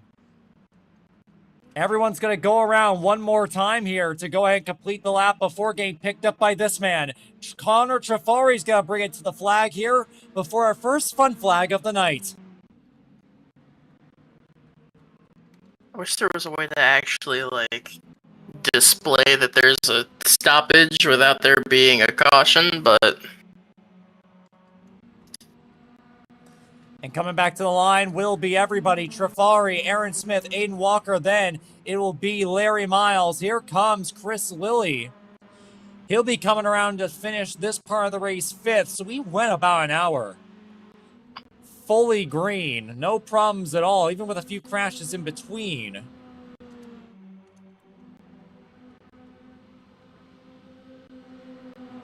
And we have to wait a little while to find Keola Hankins, who is going to be coming around into 6th place. And the racing continues here right behind between Ben and Hawthorne. Ben got around Hawthorne. He's been struggling pretty much throughout the entire green flag portion. Whenever he wasn't pitting, he was losing time and losing it quick. It's been a rough session there for him. He's going to be coming around here, and we're going to see whether he can get back at him, but more than likely the tow ain't going to be enough here. Ben's going to finish ahead of Hawthorne to finish off this section of the race. Everybody else is past the start-finish line and is one lap down. And you can see they've all been picked up here by Donavici down the back straightaway. Pit road is closed, they are saying. Yeah, they want to get everyone picked up before they bring them down pit road. So here's what's going to happen.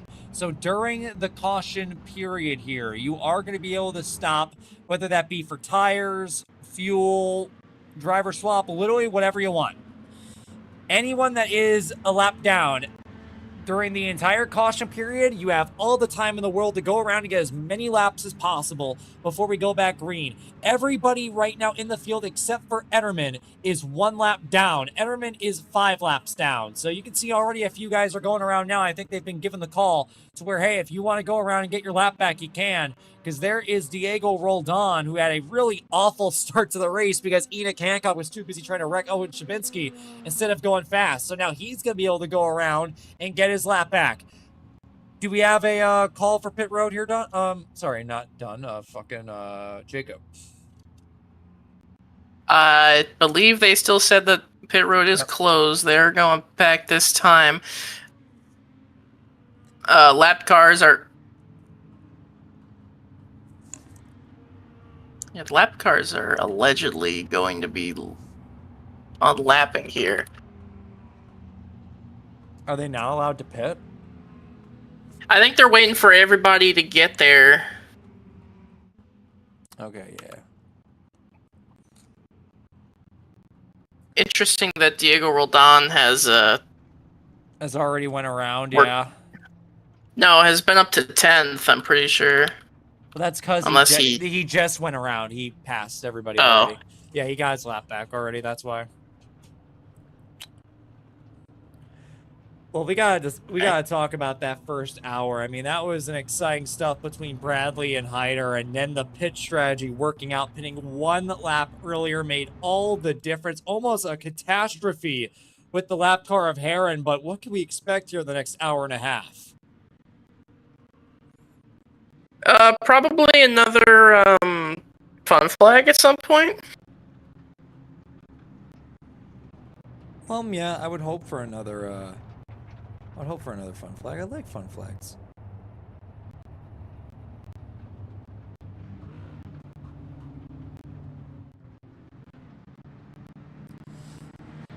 And I think they've been given the call here. Yep, they've been given the call. Lap cars are going to go around now. And throughout the entire caution period, they're going to be able to get back all the laps that they need before they're back on the lead lap. For Enterman, that's important because he's now 4 laps down. So he's going to have to start circling around this racetrack pretty quickly to get as many back as possible. Everyone else can take their sweet time here. They only need 1 before they are back on the lead lap. So we're going to be coming back here with at least 18 cars on the lead lap for this restart, especially with all the practice they've now had. They're going to have a good opportunity here, have some good racing on this restart. I think they are going to be allowed to pit this time, now that everybody is caught up. I'm looking at how many laps down people are. Really, the only one I'm concerned about is the 86, but Did someone blow up? Oh my god, Braden Hughes has blown up. Oh my god. Yeah, I don't think and he just hit the wall. Okay, so Now they do have a fast repair, but that's not exactly ideal. Well, let's take another look at that one. Yeah, Braden Hughes just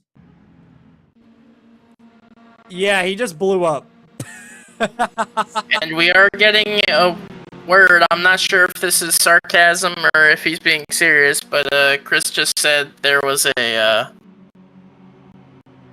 commitment line violation for the 9 car of Trafari. I'm not sure if that's just a competition penalty or if he's actually committed a penalty. I'll be for real with and I'm you, not sure if he's even going to serve it. That is kind of lame because he hasn't even been dominating the race. Yeah, I mean, he just took the lead, but it's gonna be interesting. Maybe it was sarcasm. I'll be back. I got something to do. And just like that, it's now all me, all by myself. Oh boy. But interesting call here. Keola Hankins and the 66 of Benton, they're going to stay out on the racetrack under this caution. Everybody else coming to pit road here to get new tires, more gas, and possibly a bit of a driver swap here for some of these guys. But that's going to change hands here. Keola Hankins goes to the lead. Remember, Landon Warren started 16th tonight and moved all the way up to 6th before the first set of pit stops, and now another great pit call here from them, and now they're leading this race. And watch out for Benton here. Benton has been really aggressive towards the end of the top 10 since the drop of the green flag. He'll definitely be dropping like a rock, no offense, but he is shown to be a very aggressive racer, and that's when we're going to find Aaron Smith, Aiden Walker, Diego Roldan has went from 1 lap down to 5th. So that's how crazy this stuff has gotten. As Bradley Sawinski falls into 6th place. A driver swap there from Miles to Sawinski, and then Connor Trafari. Then Chris Lilly is going to get the swap done with Budimlik, followed by then Davis. Miles Davis is now behind the wheel of the 19, and then it's going to be Chris Bowes. I'm sorry, that's going to be Wayne A. Kennedy taking over the 6th car. Right behind him is going to be Chris Bowes, followed by Marcus Vanderlee, Daniel Botting, Levi Leip, and then we're going to have Smith back behind the wheel. Aiden Smith is going to be all the way near the back of the pack in 16th. And Ederman, where is Ederman? There he is now. And look what he's doing. He's going all the way around the racetrack, just ovaling it around. He might, depending on how long they're willing to wait, he might be able to get all of his laps back and get back into this race. So even though Ederman has wrecked himself twice now, congratulations. He might get back on the lead lap before long.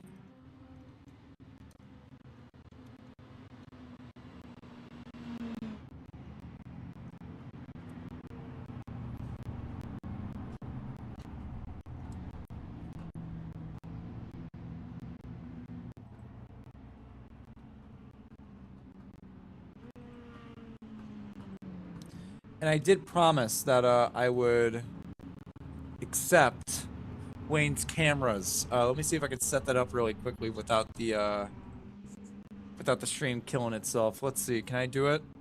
Is it possible? Is it really possible? Let's see.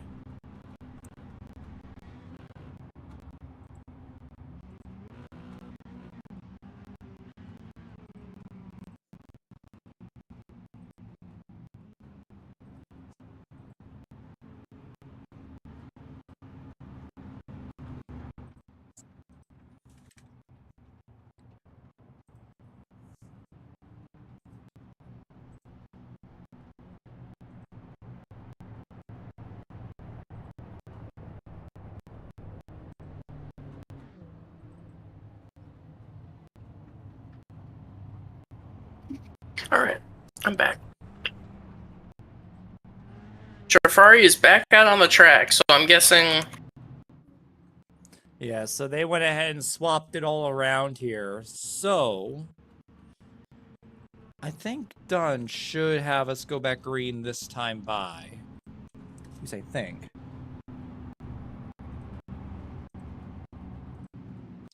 There we go, and there's our new cameras. Thanks, Wayne, doing that mid-race for us. So, we got some fun new little cameras that we can work with.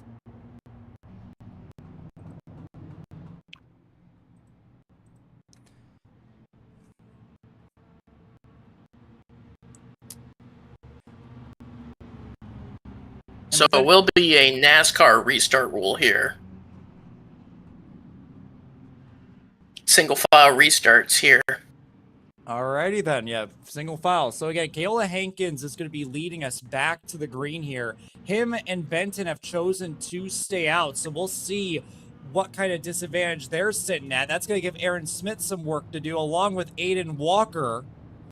Then it'll be Diego Roldan. That car has not been up front all day long, so this is going to be something interesting to see. Followed by Bradley Sominski, first laps of the night for Nicholas Budimlik. Then it'll be Davis, and I do believe that, yeah, I think that, wow, okay, so where the heck is that 9 car? I think every team has swapped out their drivers. And Connor Trafari has been sent to the rear. I'm actually kind of Except shocked. Levi Leip. Levi Leip has stayed in the car. Yeah, I'm shocked that, they actually penalized Trafari, which is shocking, because I would have done it to Aaron Smith, I'm not going to lie, but oh well, here we go. We'll make it a little bit more interesting. Control is on Kaola Hankins, and then Benton. Look at Benton. He is backing it up just a little bit, trying to gauge the start. Trying to game it a little bit as here they are. They're going to come into the restart zone.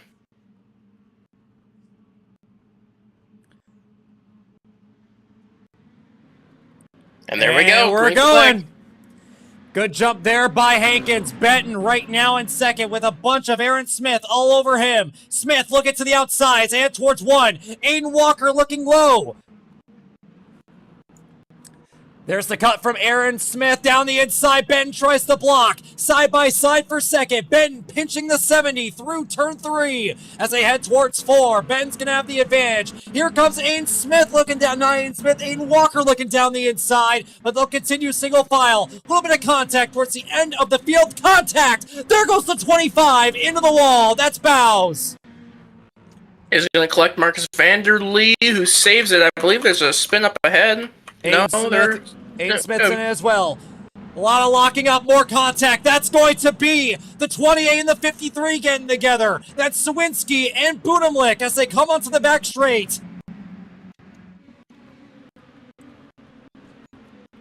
And already Jafari. Sorry, I'm having a cookie here. Jafari has already made his way up through the pack. And, oh my goodness, 3 wide. He's just dropping his nuts basically on the field as Levi Leip is trying to crowd him down off of that corner here. Oh, contact! Connor And they're Trafari dooring. and boy. Levi Leip. More contact! Levi Leip has a chance to do the funniest thing here.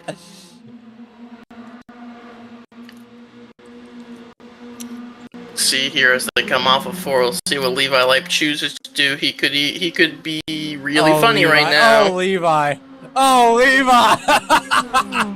I wouldn't be doing that to Levi Light. He has nothing to lose, man.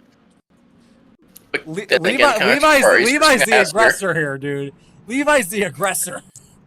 A lot of guys going off here through turn 2. Noah Aaron. There goes Levi Lipoff. Now Travari down the inside on Sawinski, already up into P9, or PA I should say, is Connor Travari as he looks up here on Budimlik for 7th.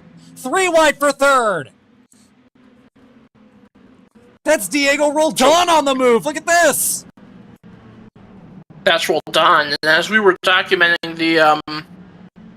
the climb from Connor Travari, Kaola Hankins has dropped from 1st to 5th, as now Aaron Smith has retaken the lead of this race with Aiden Walker behind him and Diego Roldan in 3rd. So, kind of our usual suspects we've been seeing at the front of this field, except for Connor Travari. Budimlik down the inside there on Davis. That's for 6th place. Davis goes off just a little bit. That'll give Budimlik that chance to try to stay side by side, but they'll single file it out down the back straightaway. And NASCAR's being 4 here. They are right on the back bumper of each other. They're racing really good there. Oh no, I'm out of things to say, man. Hankins looking high on Ben. Ben trying to block. Ain't gonna work. Hankins trying to set up a pass here. Here's the crossover move as Ben has to go a little deeper down to 1 as they head towards 2. Here comes Budimlik for 6. Trafari's off the track, doing everything he can to try to gain time on these guys up ahead. Incredible speed there by Budimlik. He has made up a few spots since the restart. He's up to 6 now. And here comes Travari trying to follow suit.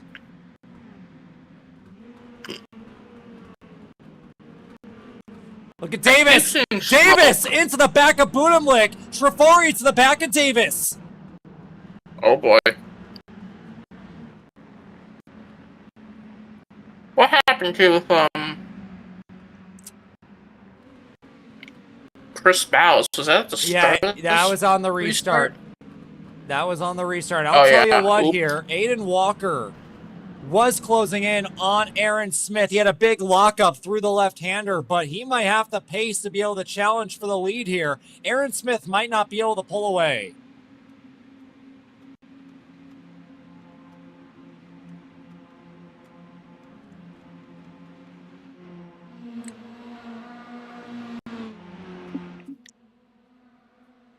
You know, that is a good point that Diego Roldan just brought up in the voice chat, you know. Are there lights in the infield? That's also something I was going to ask about because it is starting to, the sun's definitely starting to go down here, and I'm kind of thinking, well, is, you know... There's about an hour and 10 minutes left in the race. We are about halfway, I think. Right? Well, I hope that we still have some sunlight left by the time that this is done. And it's Travari all over the back of Nicholas Budimlik. This is for 6th. 2 guys that are showing some really impressive speed since the restart going at it. And we know Budimlik here. He'll troll if he thinks it's funny. We'll see how much he holds up Travari here. We've got the angry lion versus the smug monkey here. The smug monkey being Nicholas Budimlik. This could get really funny if Nicky decides to have a little bit of fun with Connor Travari. But some clean racing thus far. Right? Budimlik's gonna go a little wide here. Maybe he'll fight Connor off exit. They're side by side. I don't think he's gonna be able to do much. Oh. He's dooring him. Just a little bit. Oh my god. Oh my god, dude. Nicky. Dude, Nicky. Oh boy. Be careful. Be careful. Yeah, Connor and Nicky are going out. Whoa! Tried the right hook. Missed it. He tried it. It didn't quite work out. I respect it. What is going on here between Ben and Hankins? They're all over the road down the front straightaway.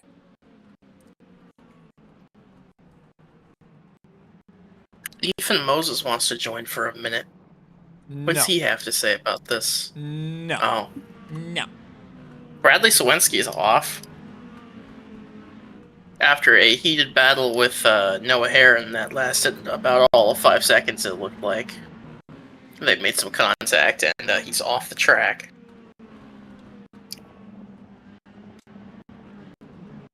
Chris Bowes in the back is off the track once again. I'm not even sure why I'm still looking at those guys. Connor's continuing his way through. Now it's up to Keola Hankins to hold him off. And sideways, Trafari as he comes out of the right-hander. Trafari is like a great white shark. He's going to be stalking down his prey right here. Starts with the 16 of Keola Hankins. And the question I have now is these guys, I don't know if it's just me, I don't know endurance racing at all, but it seems like these guys, like, ended their stints really early for... I wonder if they're going to, like, do another driver swap. Yeah, it definitely seems like it would not shock me one bit. We'll see here how it all goes. But I'll tell you what, Hankins had a really good exit to the road course. He's putting pressure again on Ben here. Ben was blocking last time around. We'll see if he does it again. Yeah, look at this. Again, just swerving a little bit down the road, but Hankins is going to shove Benton down towards turn 1. Some bumping and some banging into the road course section as now Trafari just hits the 16 off the track, says down you go, and he's going to get by him easily for the 5th position here. Now he's going to be looking to work on Benton here for the 4th position.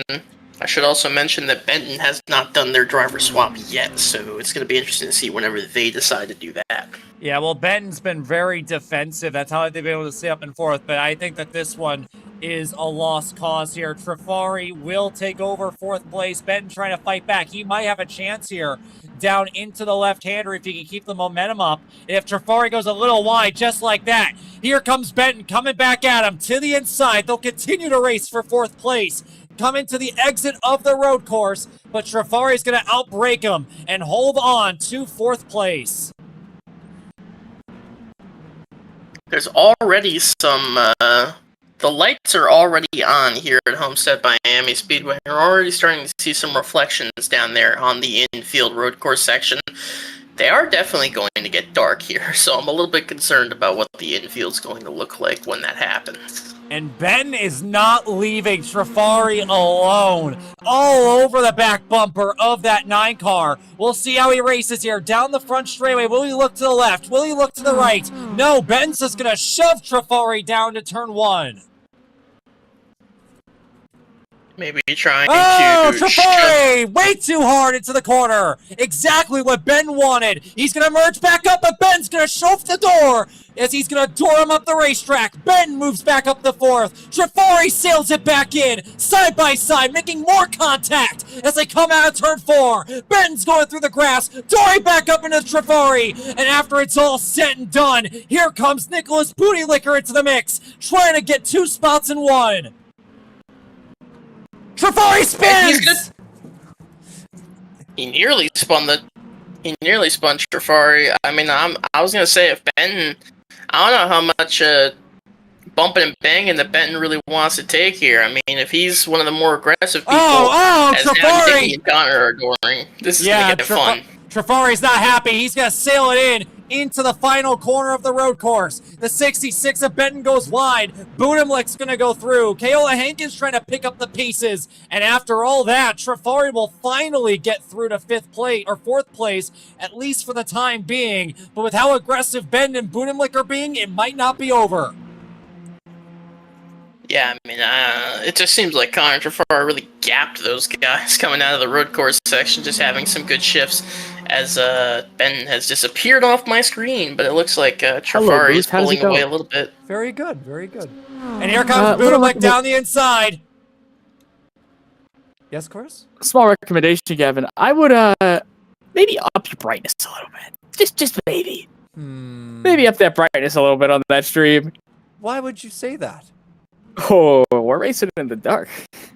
Fantastic. And there's no lights in this infield. They get a little bit of light from the speedway, but nothing on the infield. Well, we're going to enjoy watching that. Thanks, Chris. Okay. Yeah, this is going to end in darkness. This race is going to end in darkness. There's an hour left of this race. And we are going to... That means the sim time is going to end up being like 10 o'clock when we end this race. So it's going to be like pitch black on the infield. This is going to get This is gonna get stupid.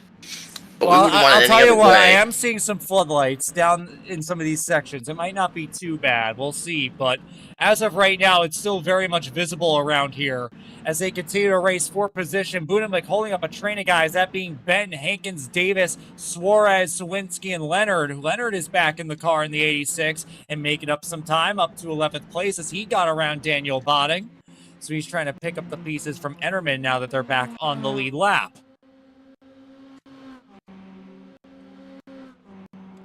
Yeah, we have some yapping here in the VC, and I've never agreed with Pimp Sigma more. He just very loudly and bluntly stated to, I'm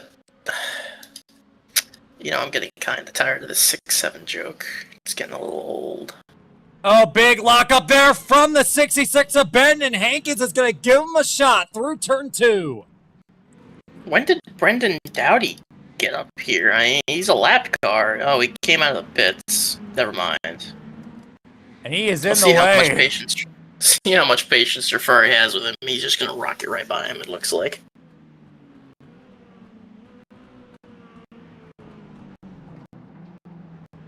So now the hunt is on for Jafari to see how fast he can track down the sticker bomb car of Diego Roldan. And Walker is slowly but surely catching the 70 of Aaron Smith. This is going to get a little interesting here in a few laps for the race lead.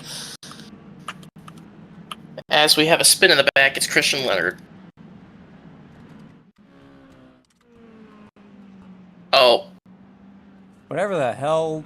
I don't even know what what Marcus is What doing. the fuck is Levi Leip doing? What do you mean what Levi's doing? I'm watching Levi. What's he doing? So, going into the road course section, Daniel Botting just kind of hit Christian Leonard pretty hard, and then Levi Leip turned left and T-boned him. That explains the damage. Oh, lordy. Oh, And that's- Hankins, way wide, way off the course. Yeah, it's going to lose him a couple spots here. Yep, Well, there goes- only one. That's Maybe not Suarez. even the one if he can recover. And they were As- not kidding. It's getting dark. It is getting dark. I don't know what it looks like from the car perspective. Well, it can't be Can I too not? bad. It doesn't look too bad. I'm on board Trafari right now. And it Oh, Hankins just got slammed in the rear by Miles Davis. He's going to reverse and almost hit the 7 of Doughty. And Hankins, who was having such a good run after the restart, falls all the way back to 10th. God, I hate to see it. Did he just... He just got slammed Yeah. by Miles. I don't think that was intentional on Miles Davis. It looked like, maybe Hankins was, I don't know if he thought Hankins broke a little bit early, but it just looked a little bit tough on him. Yeah, there's a few sections on this racetrack where there's floodlights, so it won't be too bad, but it's getting dark now. And how about Diego Roldan up in 3rd place? Remember, during that first half of the race, I mean, Enoch Hancock that was behind the wheel of this car was too busy running through Owen Shabinsky and wrecking himself down in 18th place. And with a good pit strategy and a lucky caution to boot, Diego Roldan is now sitting in the top 3. And if something goes his way here, if something happens with Walker and Smith, then we could be seeing a possible victory here for Diego Roldan. That would most certainly be the most asterisk winner of all time in ASCA. Would be Enoch Hancock. That will always go to Jason Gallagher, man. That Indy win is for everyone just wrecked. Well, at least he, was the guy who drove that car for the entirety of the race. Sawinski and Davis are going at it here for 8th place. Sawinski drifting it, coming out of the right-hander. Yeah, I'm looking on board, and it really doesn't look that dark. I'm not sure if the spectator mode is just brightening up the camera, but it really doesn't look that dark. Well, it's only gonna get darker. So Maybe the lights were brighter than expected. Yes, here comes Sawinski on Davis. Now for the 8th position here, going into NASCAR 3 and 4. Just going to take a look to the inside. And kind of just blow right by him. Yeah, Sawinski and Larry Miles, they've been really good today. Pretty much from the get-go. Not a great restart for them. They lost a little bit of time. Here comes Davis back at him side by side. Who will give in into one? And that will be Bradley Sawinski giving it up, but he's going to try to look another dive down the inside into turn 2. Here we go. Side by side, heading towards 3. And this time, I don't think David's going to have anything there for Bradley Sawinski. And he will move up into 8th place. He just barely snuck the nose inside there. He was able to get a little bit on the inside there. Just enough of an opening for him to get that run in there. Looking through the field, any other good runners here? Aiden Smith making his way up through the pack on Levi Leip and Wayne A. Kennedy. Yeah, Aaron Smith right now continues to lead by about 2 seconds. Aiden Walker has not been too far off of Smith, but just not enough to be able to gain any time. So right now, as they've just hit the 2-second mark between the two here, they've just hit the 1 hour mark. We're almost done with this thing. 1 hour to go.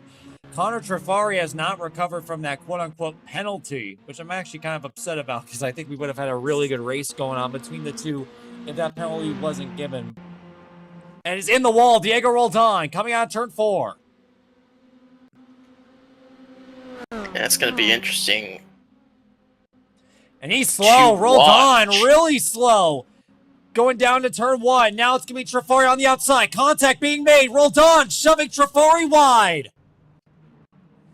And what's going on here with Roldan? Roldan is being really slow at the moment.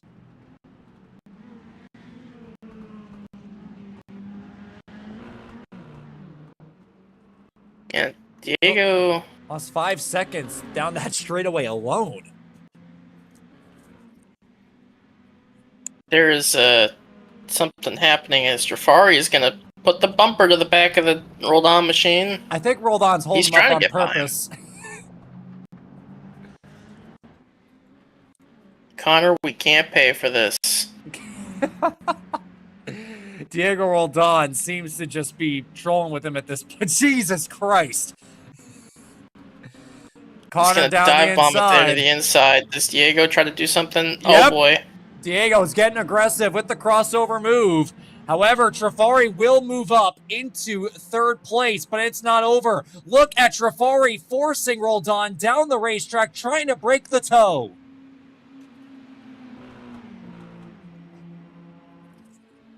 I wonder if Diego's going to try something here to as he goes into the He's got it. Turn Here he 1. comes. Trafari all the way down at the bottom. Roldan with the momentum up top. They'll be side by side, heading towards 1. Look at this crossover move. Diego Roldan looking to the bottom, but Trafari's going to hammer down the gas. For the commentators, apparently Connor actually called Diego. What? Like, physically called his phone. Where in the hell is he going? What is Diego doing? Jesus. Oh, he almost passed him. And now, whatever the... I mean, I guess if there's a fun flag coming up, you can afford to have fun. As Budimlik and Benton are going at it for 5th place. And how about... That Suarez guy? That's Ronan Suarez. Right now in 7th place, doing a great job catching up to these guys, trying to get into the top 5 as Ben and Budimlik continue to race hard.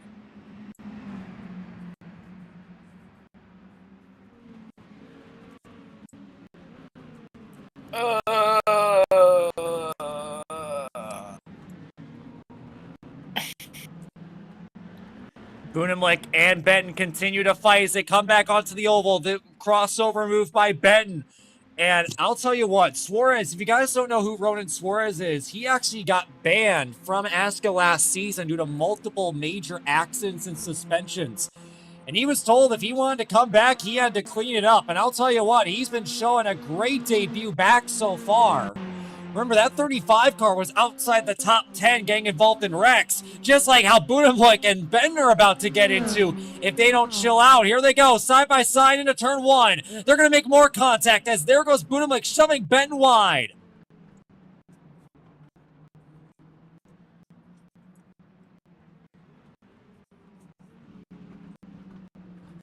Like I was saying, Ronan Suarez doing Diego an incredible is job. once again cutting through the grass there. He's just cutting entire corners. It's very funny to me. Alright, go this way.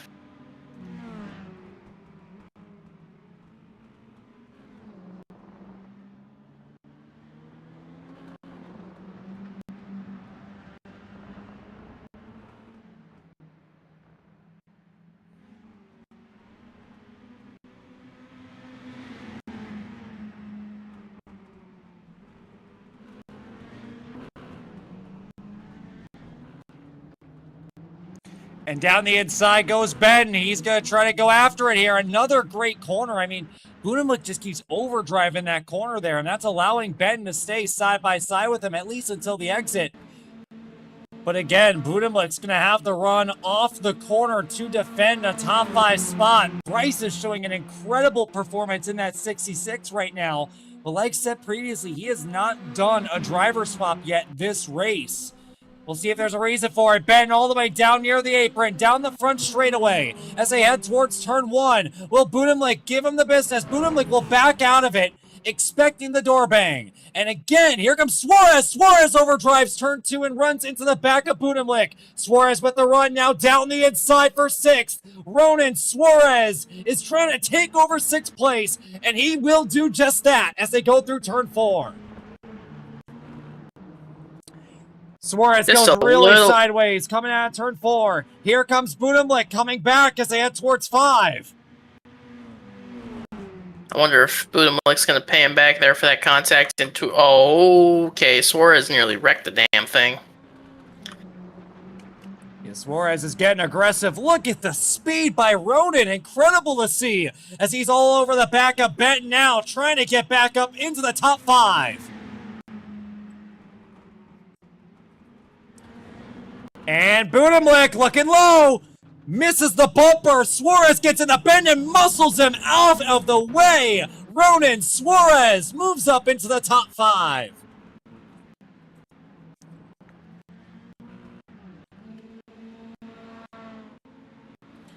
And now the battle continues for 6. Now it's Benton versus Budimlik.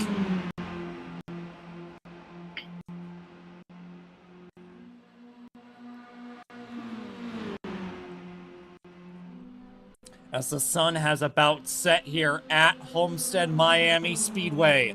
Ben and Budimlik going at it towards turn 1. Ben sending it deep. Will there be contact? Possible payback for what we saw on the last lap. Here it is. Ben deep into the corner. Contact being made, and Ben with the payback on Ronan. Ronan's trying to send it back in to get him back, and Budimlik's getting in on the action. Door to door, bumper to bumper, as they go down the straightaway, heading towards turn 5. Benton's got the position back. Suarez trying to get back up into the top 5. It's going to be really tight between these two. They're constantly beating back and forth. I wonder how much damage that's doing to their aero. I mean, I know these cars have the aerodynamic properties of a thrown rock, but you gotta wonder if there's gotta be some effect.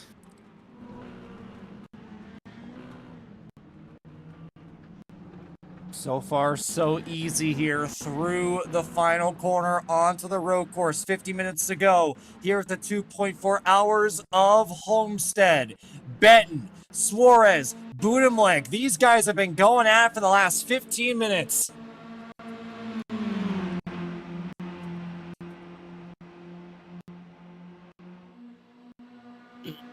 Here he comes again. Suarez, will we see payback again? He is all over the back of him. Will we see a ship into turn 1?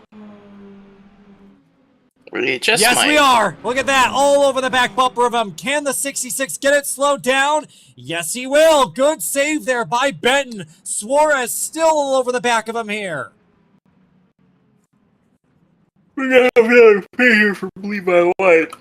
Not that that matters, but he has loudly stated that he will be pitting this time by. Look how dark it is through that section, downhill section over there. There is no lights over there. If there's anywhere anybody's struggling to see, it is definitely in that section. The turn 2 through 4 section? Yeah. Yeah.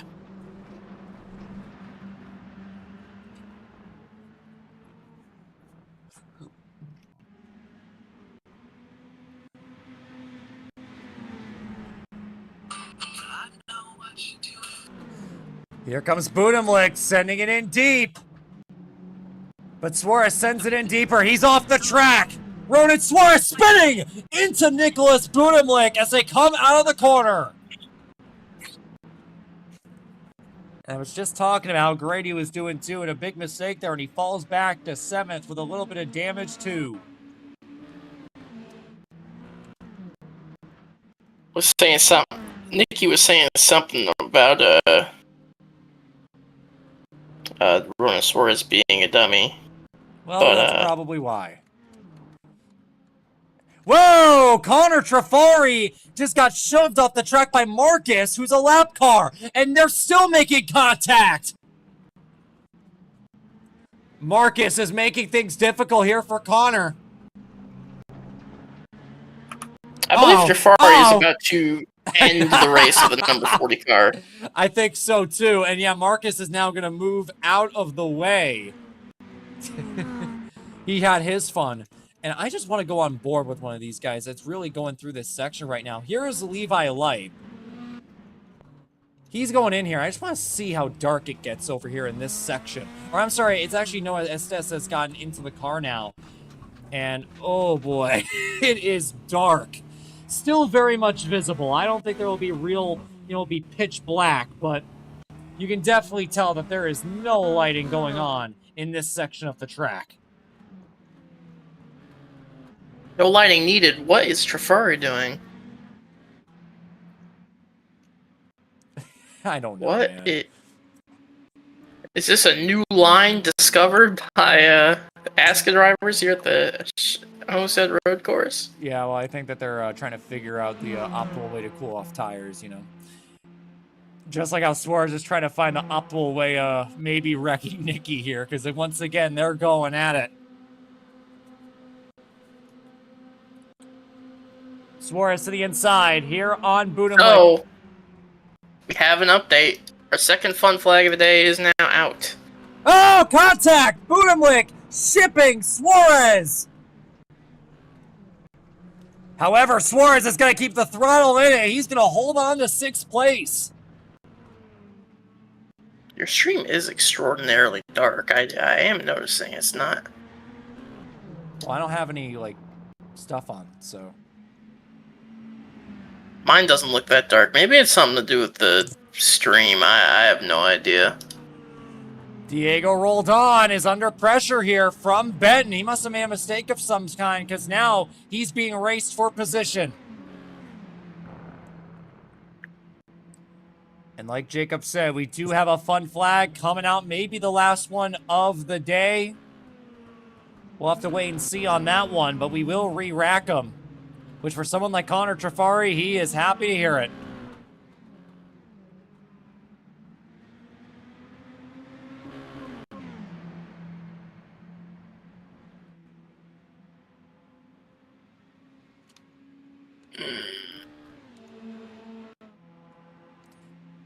And a mistake here by Ronan Suarez. He has fallen back into 9th place. As we come back to the flag here, we are under caution. There is our pace car. That's Aaron. Followed by another Aaron. Then it's going to be Walker, then Connor Trafari. Then it will be Roldan holding off Benton. Then Budimlik. Then it's going to be Miles Davis, followed by Bradley Sawinski. Ronan Suarez, and then Keola Hankins rounding out the top 10. Here comes Daniel Botting. He'll hold on here for 11th place. And then Leonard, great job here by the A6 crew. They have a ton of damage here on the car, and Christian Leonard has really took this thing around. I know 12th doesn't sound like a lot, but these guys were 18th, 5 laps down with Etterman behind the wheel. So bringing this ship box back up to somewhere in the top 15 is quite the astonishment. Great job there from Leonard. Levi, or actually Estes, I'm sorry, he's going to be bringing it back here in 15th with Vanderlee in 16th. Rest of the field's going to start coming around here, and we'll get picked up here by Donavici for what will be maybe the final fun flag of the night. And that will set us up. I believe he said it was going to be the final one. Well, then I suppose we'll have one more then to settle it up.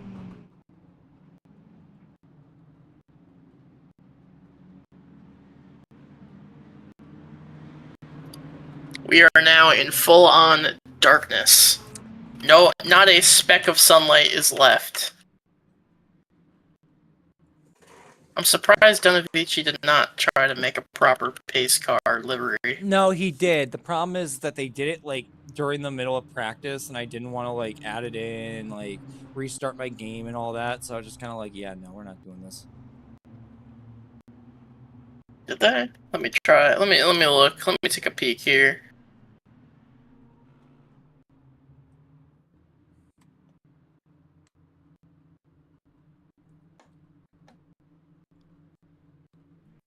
He didn't do it on Trading Paints. It was a TGA file. Oh. Yeah, and they were like, yeah, add this TGA file in. I'm like, you kidding me?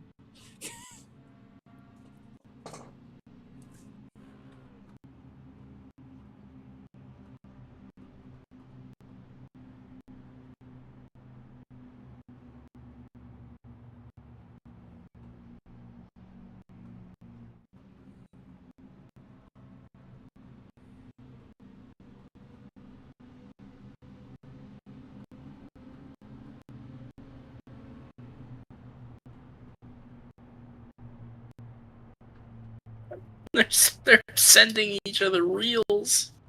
Nice.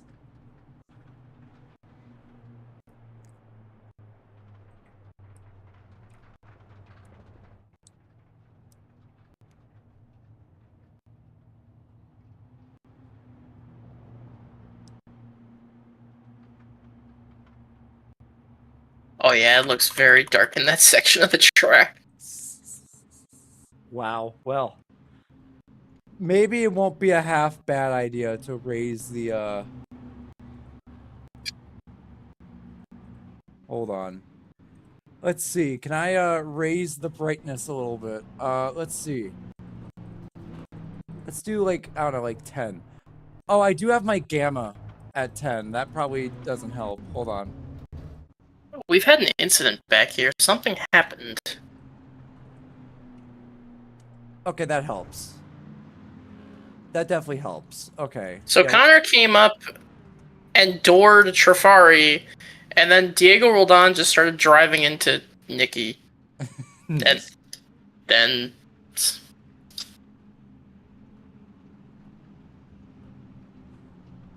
Alright, well I made it some adjustments. So now it's a little better.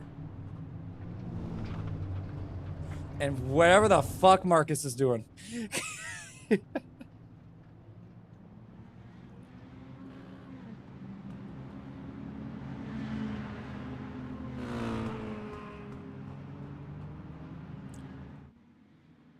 We have a few guys one lap down. They're going to be going around getting their lap back now. That's Lee and Estes that will also be going around getting their lap back. Along with Doty. So then that will put everybody still in the race, 16 cars, on the lead lap.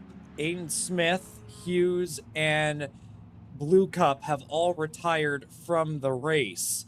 And with that, everybody is coming on in here for 4 fresh tires and possibly a driver change here for what could be possibly the final stint of the night. We'll have to wait and see.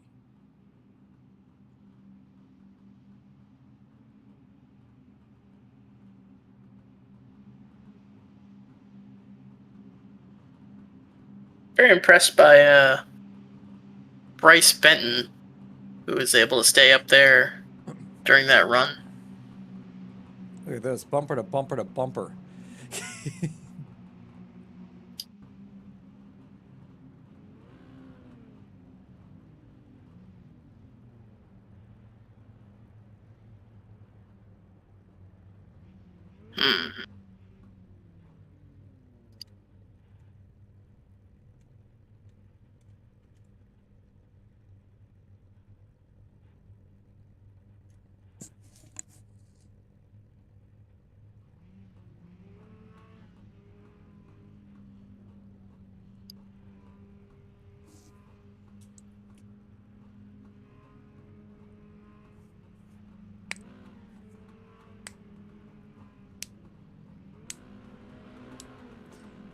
And coming out of the pit lane first is going to be Miles Davis. Coming out first along with Aiden Walker. And then it will be Aaron Smith.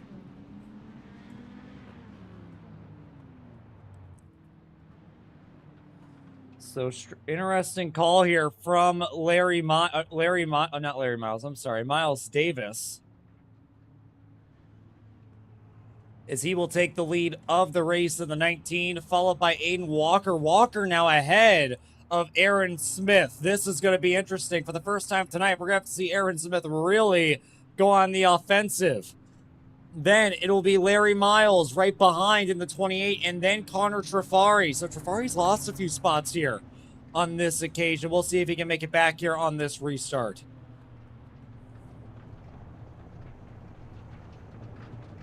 They may go green this time, as Miles Davis has stayed out. Oh boy. No, he did not stay out. Did he fuel only? I think he did, yeah. Yeah, he was the first one off pit road, so... Aiden Walker taking over second, so Smith dropping 2 positions off pit road. Connor Trafari is still in 5th. Chaola Hankins is still in his pit box. Wonder if they're fixing damage, maybe doing another driver swap.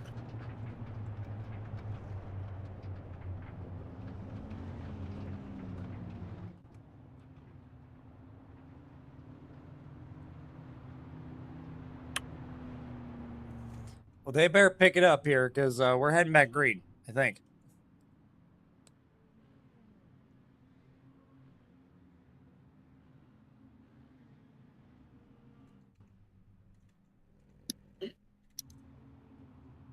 Yep, Landon Warren is now in the 16 car.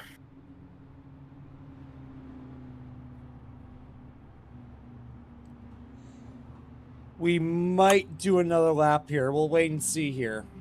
They did say it would be next time by, so Yeah, not this time. Well, in that case, we're going to be coming back here with about 35, or actually under 35 minutes to go here. So, while there might be another fun flag between now and the checkered flag, considering that we've usually been having about 30-minute to 45-minute runs, this might be the one to settle it. We'll have to wait and see. It's all up to Don and what he decides. But yes, we will do one more lap, and then we'll head back green. What can we expect on this final, what could be a final restart of the night? Well, they're definitely going to get a lot more aggressive. Connor Trafari in particular probably going to get a lot more aggressive.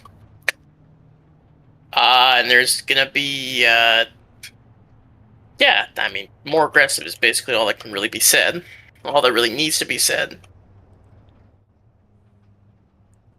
I assume it's going to be the final restart unless there is a caution for some reason that isn't a fun flag, but...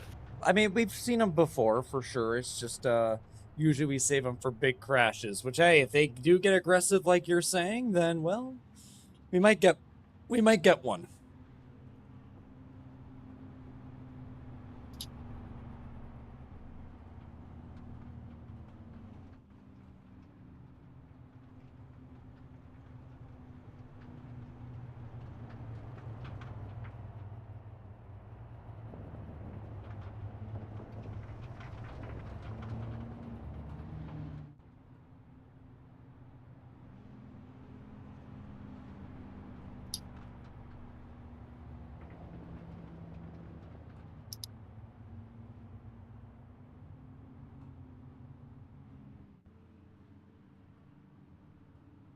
Now, he did say, except if there's a fun flag. So maybe there will be another one.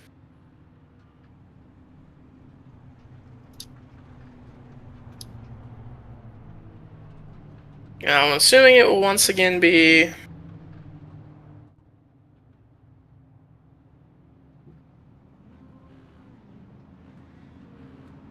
There may be another caution.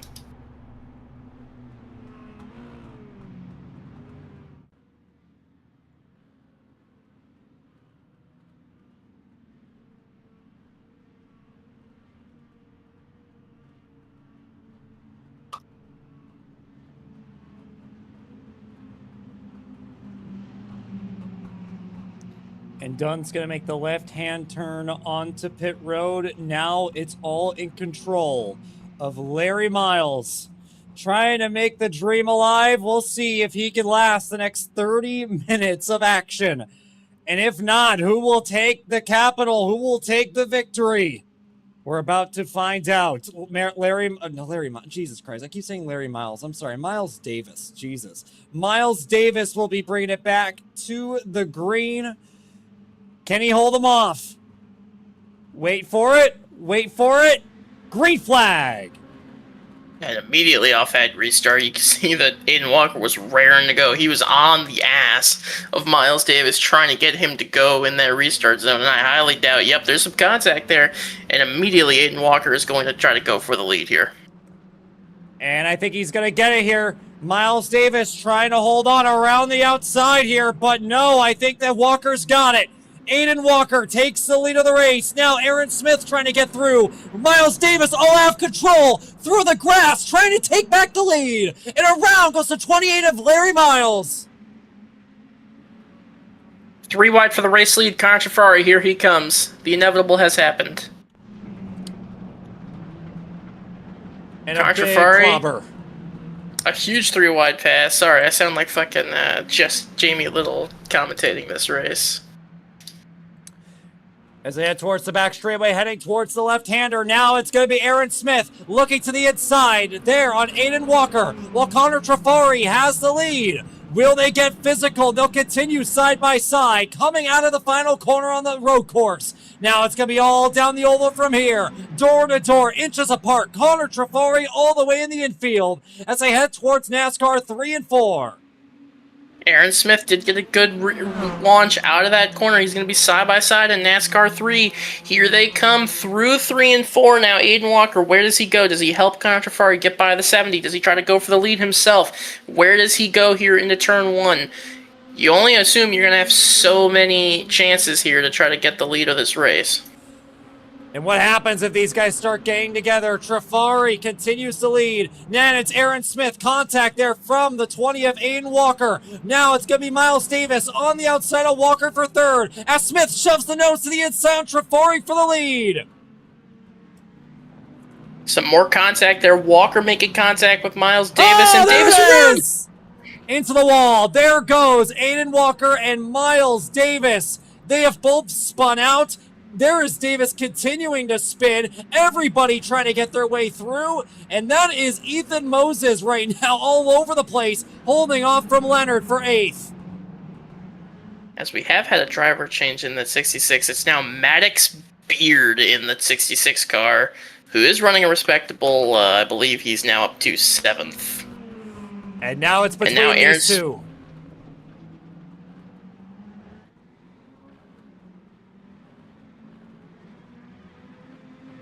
Now we're going to see, I wonder, that line that Trafari keeps taking out of the road course section, I really wonder if that's helping or hurting him. It looks like it's hurting him from this perspective. Well, he's protecting the bottom. That's literally all he's trying to do. Because here's the deal. If Aaron Smith is on the outside of him, going down to turn 1, he's getting shoved off the track. So he feels like that whatever he's giving up down that back straightaway is worth. Because watch this. Trafari can just sail it into T1 here and shove Smith wide.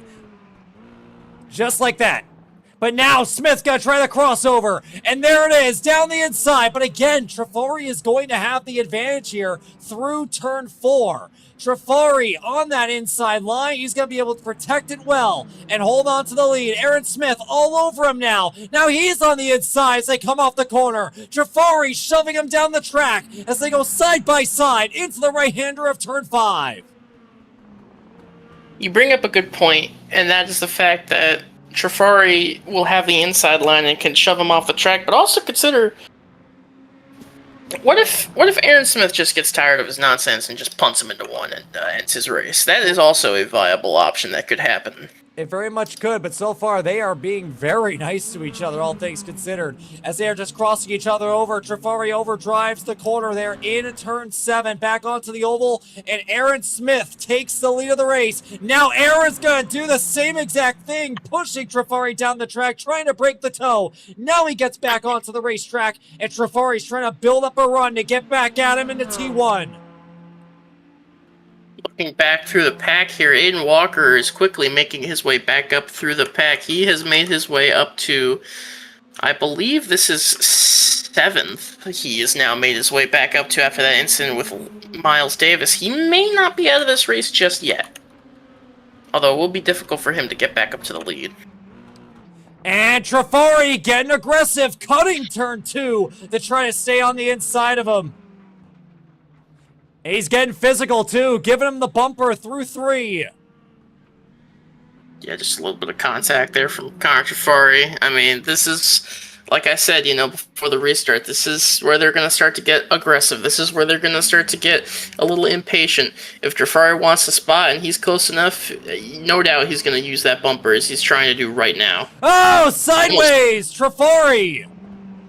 He almost lost the car coming off the corner, almost trying to get to the back bumper, and he's still losing it off the track.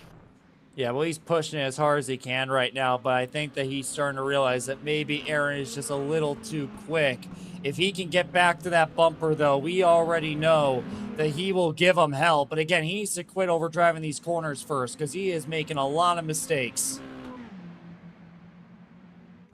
Is there any way to see how much time there is left on the thing? 26 minutes left. All right. Trafari lost a lot of ground out of that corner, so it looks like he may be conceding the position for now, maybe trying to save his stuff.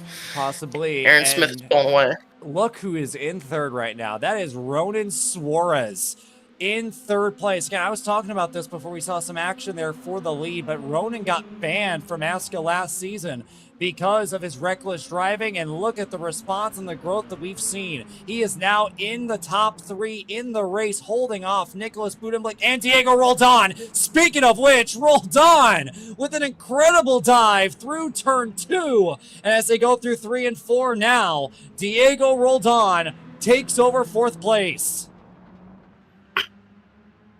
Man on a mission right now, and a good redemption story from Ronan Suarez, obviously due to his somewhat reckless driving last season in ASCA. Obviously was removed from the series.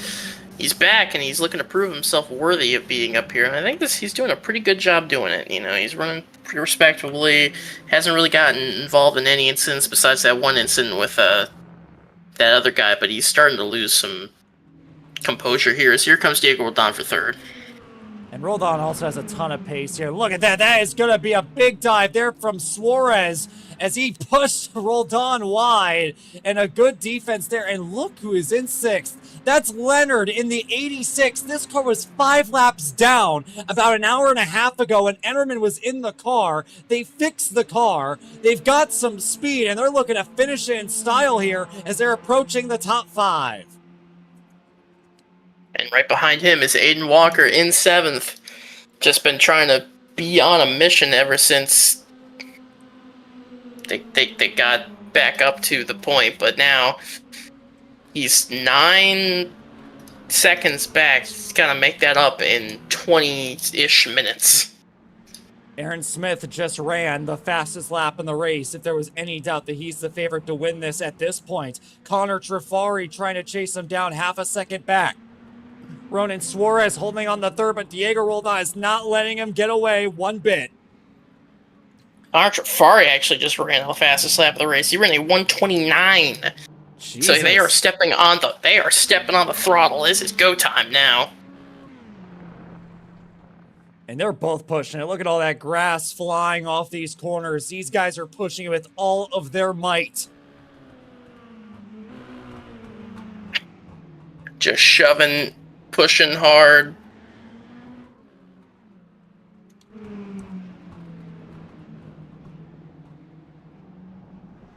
And Suarez off the road. Big mistake. Coming back onto the oval. Roldan will easily take back third place. And Suarez is going to fall back to fifth as Budimlik makes the pass for fourth. While that was going on, Aiden Walker gone around Leonard for sixth. And he's got a lot of momentum here. Don't be surprised if he catches running Suarez and maybe makes a move on him here into turn number 1. And Aaron Smith just ran a similar lap to last lap. These last 3 laps have been his 3 fastest laps of the race. At Contrafari, likewise, I mean, his fastest 2 laps were the previous 2 laps, so he's definitely running some heaters. Walker, big dive down the inside there on Ronan Suarez. Suarez will hold on to the spot as they go through turn 4. Walker trying to set up a move for 5 while Budimlik holds up Suarez. It's about 5 cars under a blanket now from 3rd all the way back to 7th. Just that long kind of gaggle of cars trying to make up some ground. As Landon Warren has made a good move ever since they took that extended driver swap. He has made his way up to 9th. So Landon Warren showing off what he can do on a road course that we already knew what he could do. Trouble! That's going to be a mistake from Ronan Suarez. He went into the grass trying to hold off the 20 of Aiden Walker and slammed into the back of Budimlik. Now it's going to be Walker and Suarez near door to door making contact as they come back onto the oval side by side as they race for the 6th position.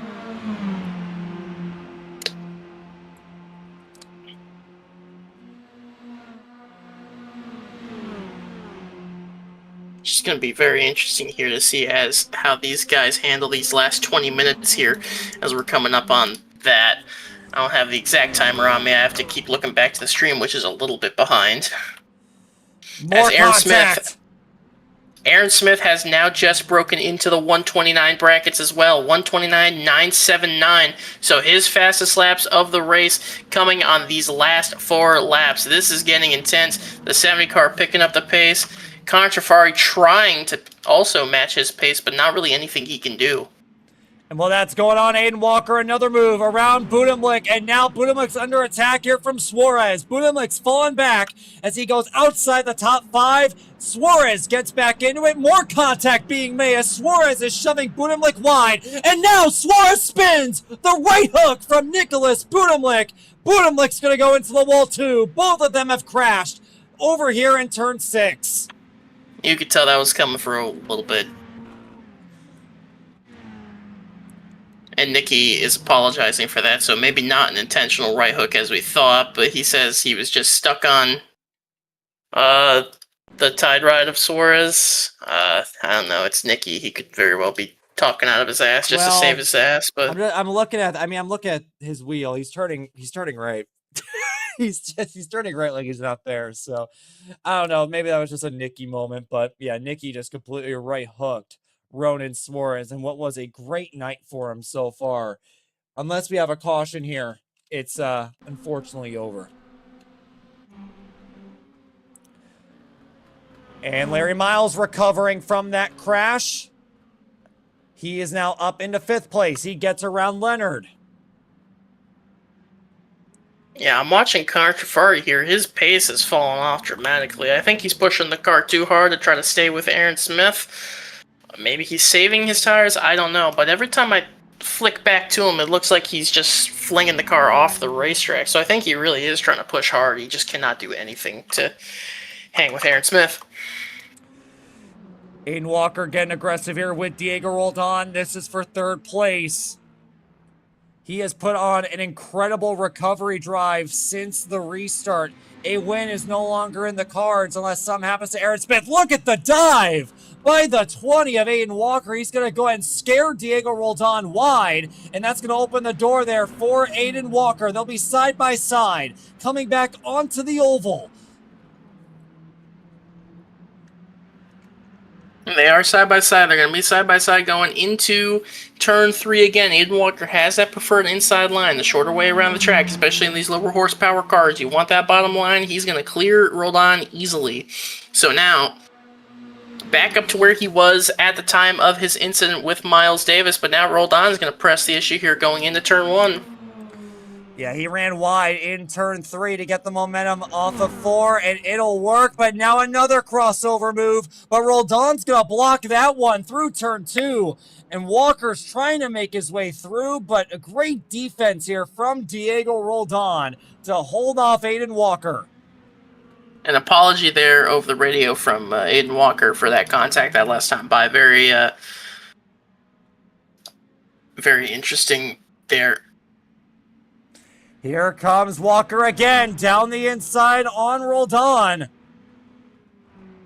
Roldan's going to hold it around the outside here. They'll continue side by side, coming out of turn 5 through 6, heading towards 7. Still not clear is Aiden Walker. Diego Roldan continuing to fight. Continuing to be side by side. These two drivers showing respect, showing clean racing. This is how it can be done. So here comes a 20 trying to cross over that. I don't even know what number that car is, but the 677. Yeah. And Aiden Walker will take over 3rd place. And I think this time, unless Roldan gets a big run coming out of turn 4, he'll be able to keep it. Great defense by Roldan. Great defense there, and 20 car has basically lost any chance he had of winning this race, but it has still been a decent race for that guy. So, as now the leader, Aaron Smith, is coming up on the slower lapped car of Noah Estes in that junked 14 car. And then next up after that is Nicholas Budimlik. And once again, Landon Warren, we checked in on him. He was in 10th. He's in 7th now. And he's looking for more. He's catching up to Leonard here.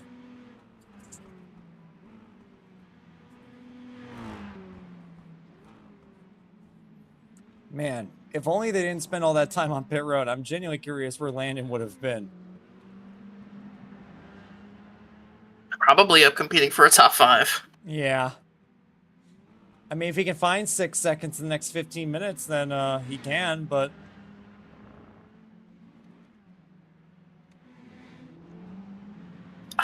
Why do I keep seeing that fucking GIF? What the fuck? What GIF?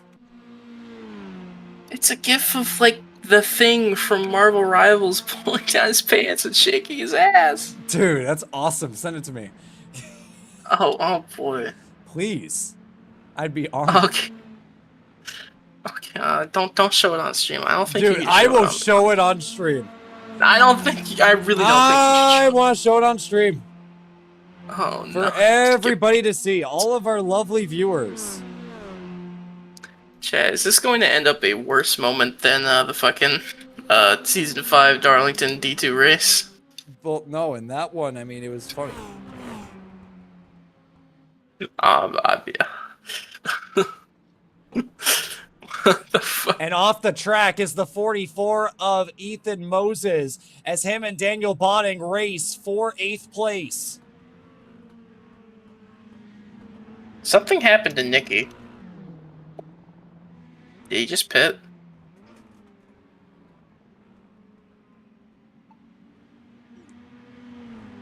Or did he wreck? Wait, oh no, he pit.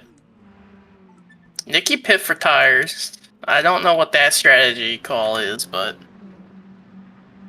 the 67 car has pit for tires.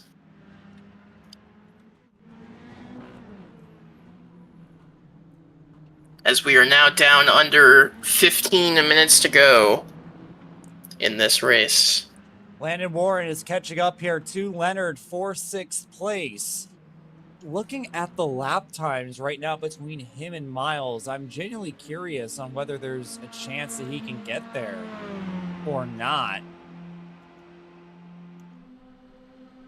Yeah, Miles just ran a 31.315.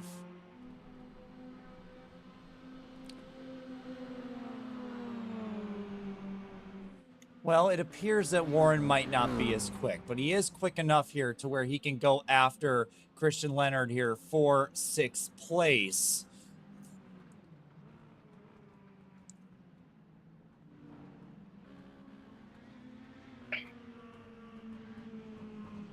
Miles. Yeah. And then it's 6 seconds up the road to Matthew Miles for Warren if he can get by. So it might be the end of the road there, but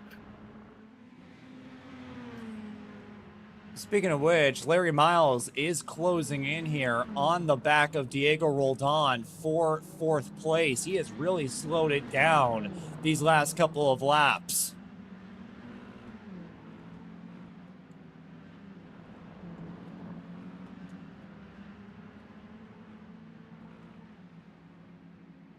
he is tracking him down. If they get to fighting, that might help.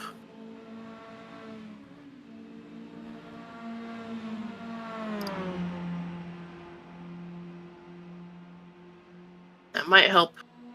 Hold on. Or Landon Warren.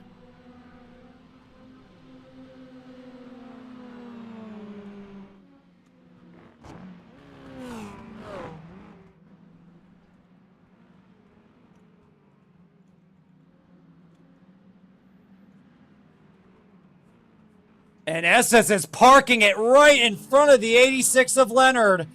Uh-oh. Don't know what the 14's doing. He's going to get out of the way here for these guys. And they're going to let these guys race it out here for 6th place.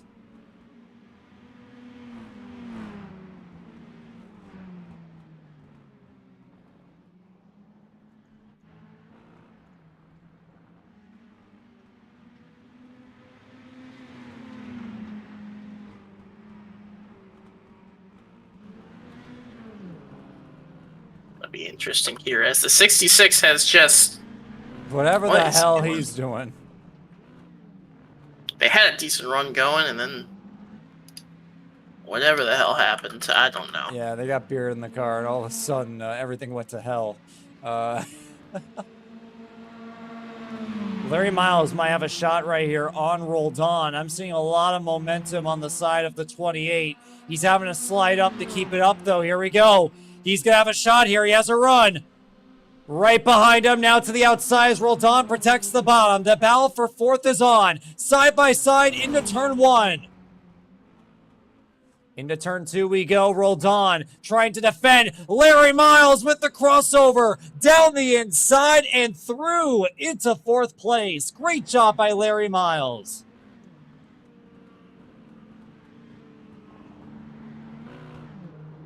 Connor Berkey says we should let him into the booth with 10 minutes to go. No. No. Well. No. And the battle for 8th is on. Ethan Moses just got passed by Daniel Botting. They're trying to end this up with a top 10.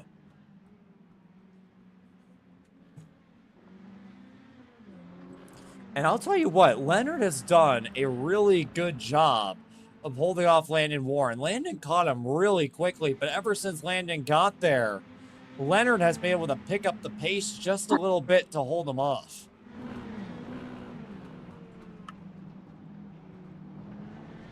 It's good. Some good defense from Christian Leonard, especially after the terrible start he had to this race. But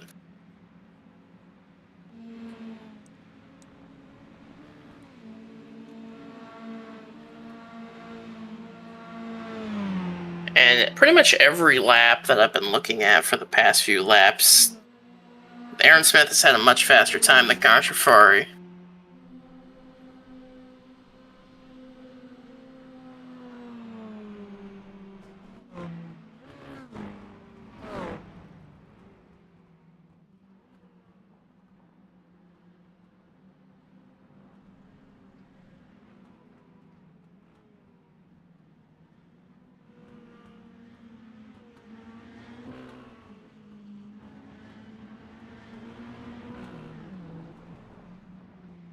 Hello? I'm here, don't worry. Okay.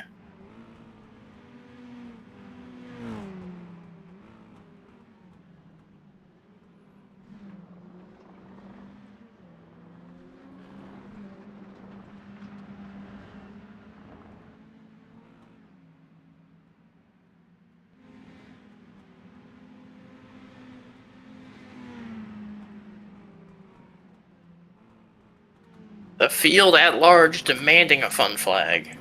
You know, I agree. Will they get it, though? I think we should have one. We are under 10 minutes to go in this I race. speak for the people when I say that we need a fun flag.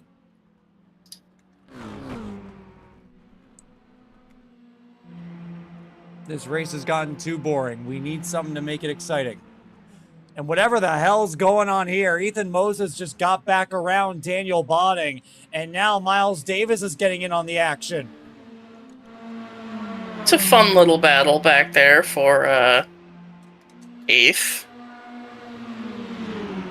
Remember, Davis got wrecked on the restart with Aiden Walker, so he's been trying to recover ever since. Oh, Landon Warren just got out of shape there going into turn 1. He's going to lose a lot of ground on Christian Leonard. That is going to maybe ruin his chances at a 6th place finish. Yeah, Daniel Botting, that's not the way to go, buddy. That's not the way to go. He goes off the track through turn 2. Miles Davis trying to go for 8th now on Ethan Moses. Diego Roldan had a huge loss of time that previous lap. That has allowed Christian Leonard to pull in a little bit on him. Don't know if he's going to be able to get there without another mistake. Here comes down the inside, Miles Davis. Trying to go for it. Contact between him and Ethan Moses.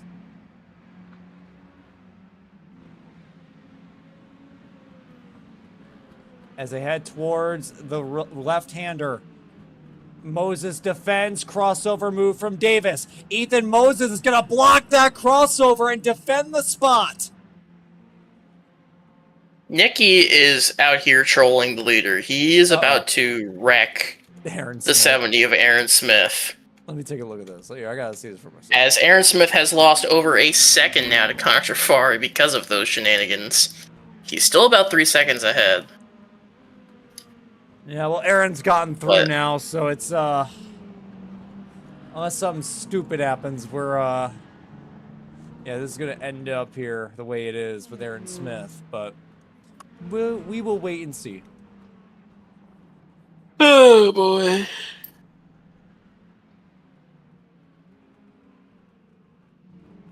Big mistake there from Miles Davis. That's going to open the door for Daniel Botting to have a look.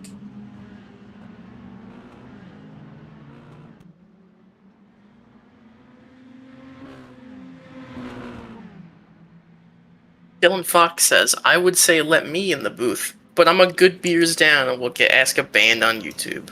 Yeah, you will say a slur. And Miles Davis goes really wide. He's going to lose a spot here to Daniel Botting. It's all falling apart for the 19. Now under 5 minutes to go in the ASCA 2.4 hours here of Homestead. Looking like most of the battles here on track are settled. God, what is Levi doing? What is Levi doing? Levi. What isn't he doing? Dude, Levi's going to wreck Connor. That would kind of be funny, but also... but he is bumping him. You know. And I also will say that Connor has gained a second on Aaron Smith in the last lap. And meanwhile, Nicky was really trying to wreck Aaron Smith there, I think. But he just wasn't able to.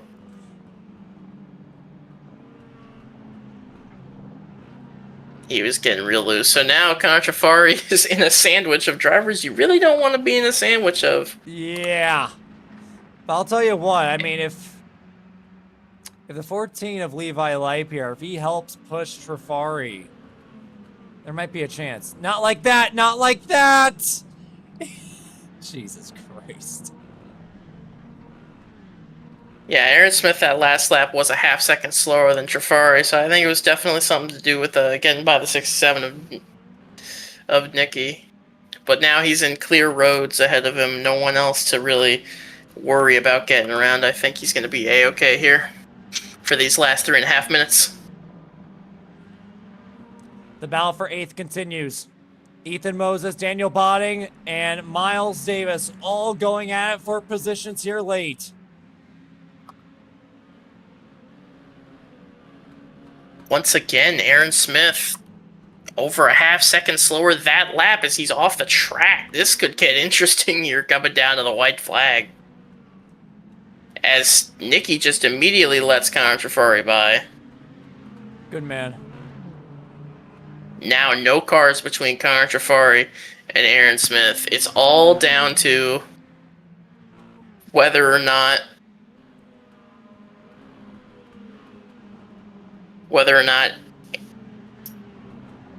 Contrafari can catch Aaron Smith with just about 2.5 minutes left. Yeah, so far he's been able to. It's now down to about 1.5 seconds here, but he's going to need another mistake here from Aaron Smith. I don't think that he's going to gain the time that he needs to be able to put up a good fight in the next 2 minutes. There's going to be about, I think, at the very least 2 laps to go this time by. So he's really going to need Aaron to make another mistake here. Maybe even a little help here from Budimlik if Budimlik can hook up with him down through the oval, but we'll wait and see here. It depends on when they decide the white flag is. I think it's either going to be. I think we're either coming up on two. I don't know. I really don't know how endurance rules work. It's going to be 2 laps to go here. White flag is not waved yet, so we are still racing.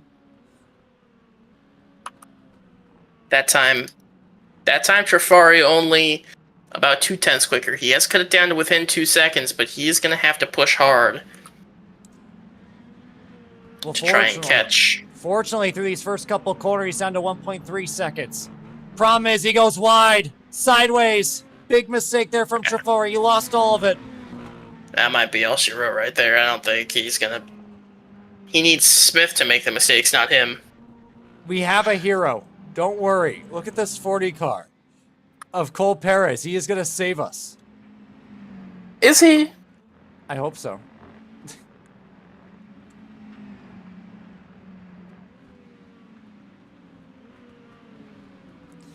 And the gap is now extended back up to 1.7 seconds.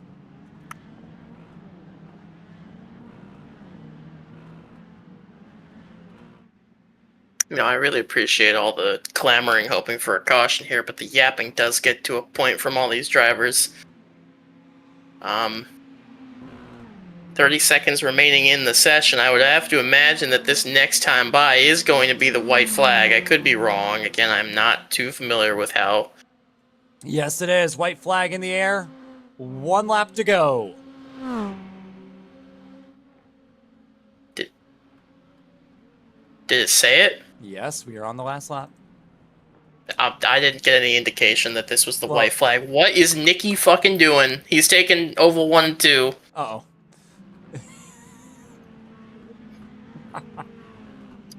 And Connor's cutting it. Connor's gonna try to take a shortcut. Did he actually? Yeah, he cut the corner there, and he gained a little bit of time, too. He's within a second. And Cole Perez will be in the way. This is going to end terribly, isn't it? Something is going to happen. Where is Nicky? Cole all over the place as they go down the straightaway. Or just take it turn 1. Cole Perez looks like he's going to get out of the way here.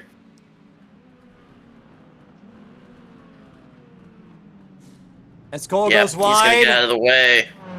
I feel like that was his last chance here. Oh. What the fuck? Daniel Bonnie has taken the lead of the race. I don't think this is going to count. Daniel Bonning is going to cross the line first, but it's really going to be this man, Aaron Smith. A dominant performance on debut. He's going to win the 2.4 hours of Miami in style. A great job by Smith and Bradley to get the victory. A dominant performance from beginning to end for the Neon Yellow 70. Connor Trafari will have to settle for second. And we'll get the official results, but I do believe that Aiden Walker has finished in third place. The Daniel Botting. They got their black flags cleared. Wait a minute. Did Blackstone win this race? What? No, he didn't really. Yeah, there they go. There's the DQ. There's the...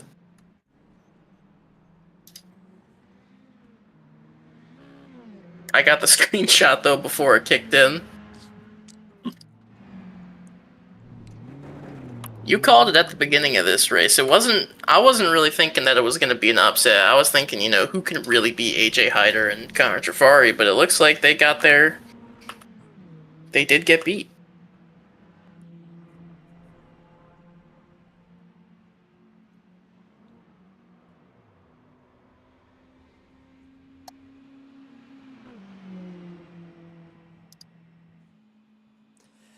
And he's going to go ahead and celebrate with Bradley after an incredible night.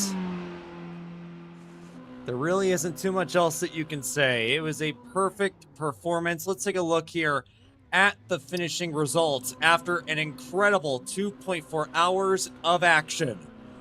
Aaron Smith takes home the victory over Connor Trafari. Then it'll be Aiden Walker. I know it says Ethan Moses. He's going to get DQ'd. It will be Aiden Walker, followed by Matthew. It will be Larry Miles in fourth, Diego Roldan in fifth, Landon Warren in sixth, Christian Leonard in seventh, Nicholas Budimlik in eighth, and Miles Davis in ninth. Then it will be Chris Bowes in 10th, followed by Ronan Suarez, Daniel Bonning, Cole Perez, Maddox Beard, Levi Light, Brennan Daughtery. Then it will be Aiden Smith, Brandon Hughes, and Camden Ellerich to round out the field after an incredible, and I know it said the 12th annual whatever, my bad, I didn't change it, sorry, my bad. Anyway, with that being said, we do have, if we're able, I'd like to talk to our winner, but I know we have one of them here. I want to get both of them in here. So let's wait on Aaron Smith here while he celebrates. We got Jacob Bradley in here, so we'll talk to both of them. But an incredible night of action here, wasn't it, Jacob? It was pretty good. I liked the... It got exciting at some points. It seemed a lot better than last year's race. Or last season's race. Yeah, well, last year's race was funny as fuck. And with that, let's bring in our winners, Aaron Smith and Jacob Bradley. A great job by the both of you. Bradley, I'm going to start with you during that first stint. I was shocked that Aaron wasn't put out first. What was the strategy going into which stints you guys went through? I just felt comfortable going and starting the race, so we wanted to get out of the way early before the track really changed and got really greasy. So just got that out of the way, kept the lead throughout. I did do a great job saving my tires at the start, but we were able to drive away at the beginning and then hold on. And Aaron, an incredible drive by you. You're known as a good road course racer, and you had to hold off both AJ Hyder and Connor Trafari throughout the majority of the race. How was that like? Yeah, the 9 and 20 teams definitely put up a good fight there in those last few runs, and that battle I had with Connor was really fun there, going to the last handful of laps. But yeah, it was a blast. It was fun getting to know this car on the road courses. You don't get many opportunities to run them on there anyway, so had to take the chance while I had it, and unfortunately we brought it home P1. Congratulations to the both of you for your victory. That is very impressive, I gotta say. I mean, AJ Hyder and Connor Trafari, especially together, are quite the duo to be, as we saw in last year's event. So, guys coming in on debut and doing it in style. A great victory by both Aaron Smith and Jacob Bradley. Chris, do you have something you want to share? What are you doing? Skibidi toilet. Skibidi toilet. Oh, wow. Thanks. Hey, Don, where's the fun flag at the end? I told him to throw the fun flag with 16 minutes. He said, Listen. Now, he said it's an endurance race. Sometimes it can be fun. Look, That's precisely what he said. look. I said it would be dice rolls. What he said. I said it would be dice rolls. It's an endurance race. It has to go green. It has to. It doesn't matter if it's mini stocks. It has The to only go green. thing I'm going to say That's what he is if every race is a last minute caution fuck fest, then it doesn't make Dude, it as that's what special. makes it fun. I Dude, know, it's I mini know, stocks, I it's know, horrible. I know. I said I would do it by the dice, and I committed to it. Well, with that The being dice said, giveth and the dice taketh away.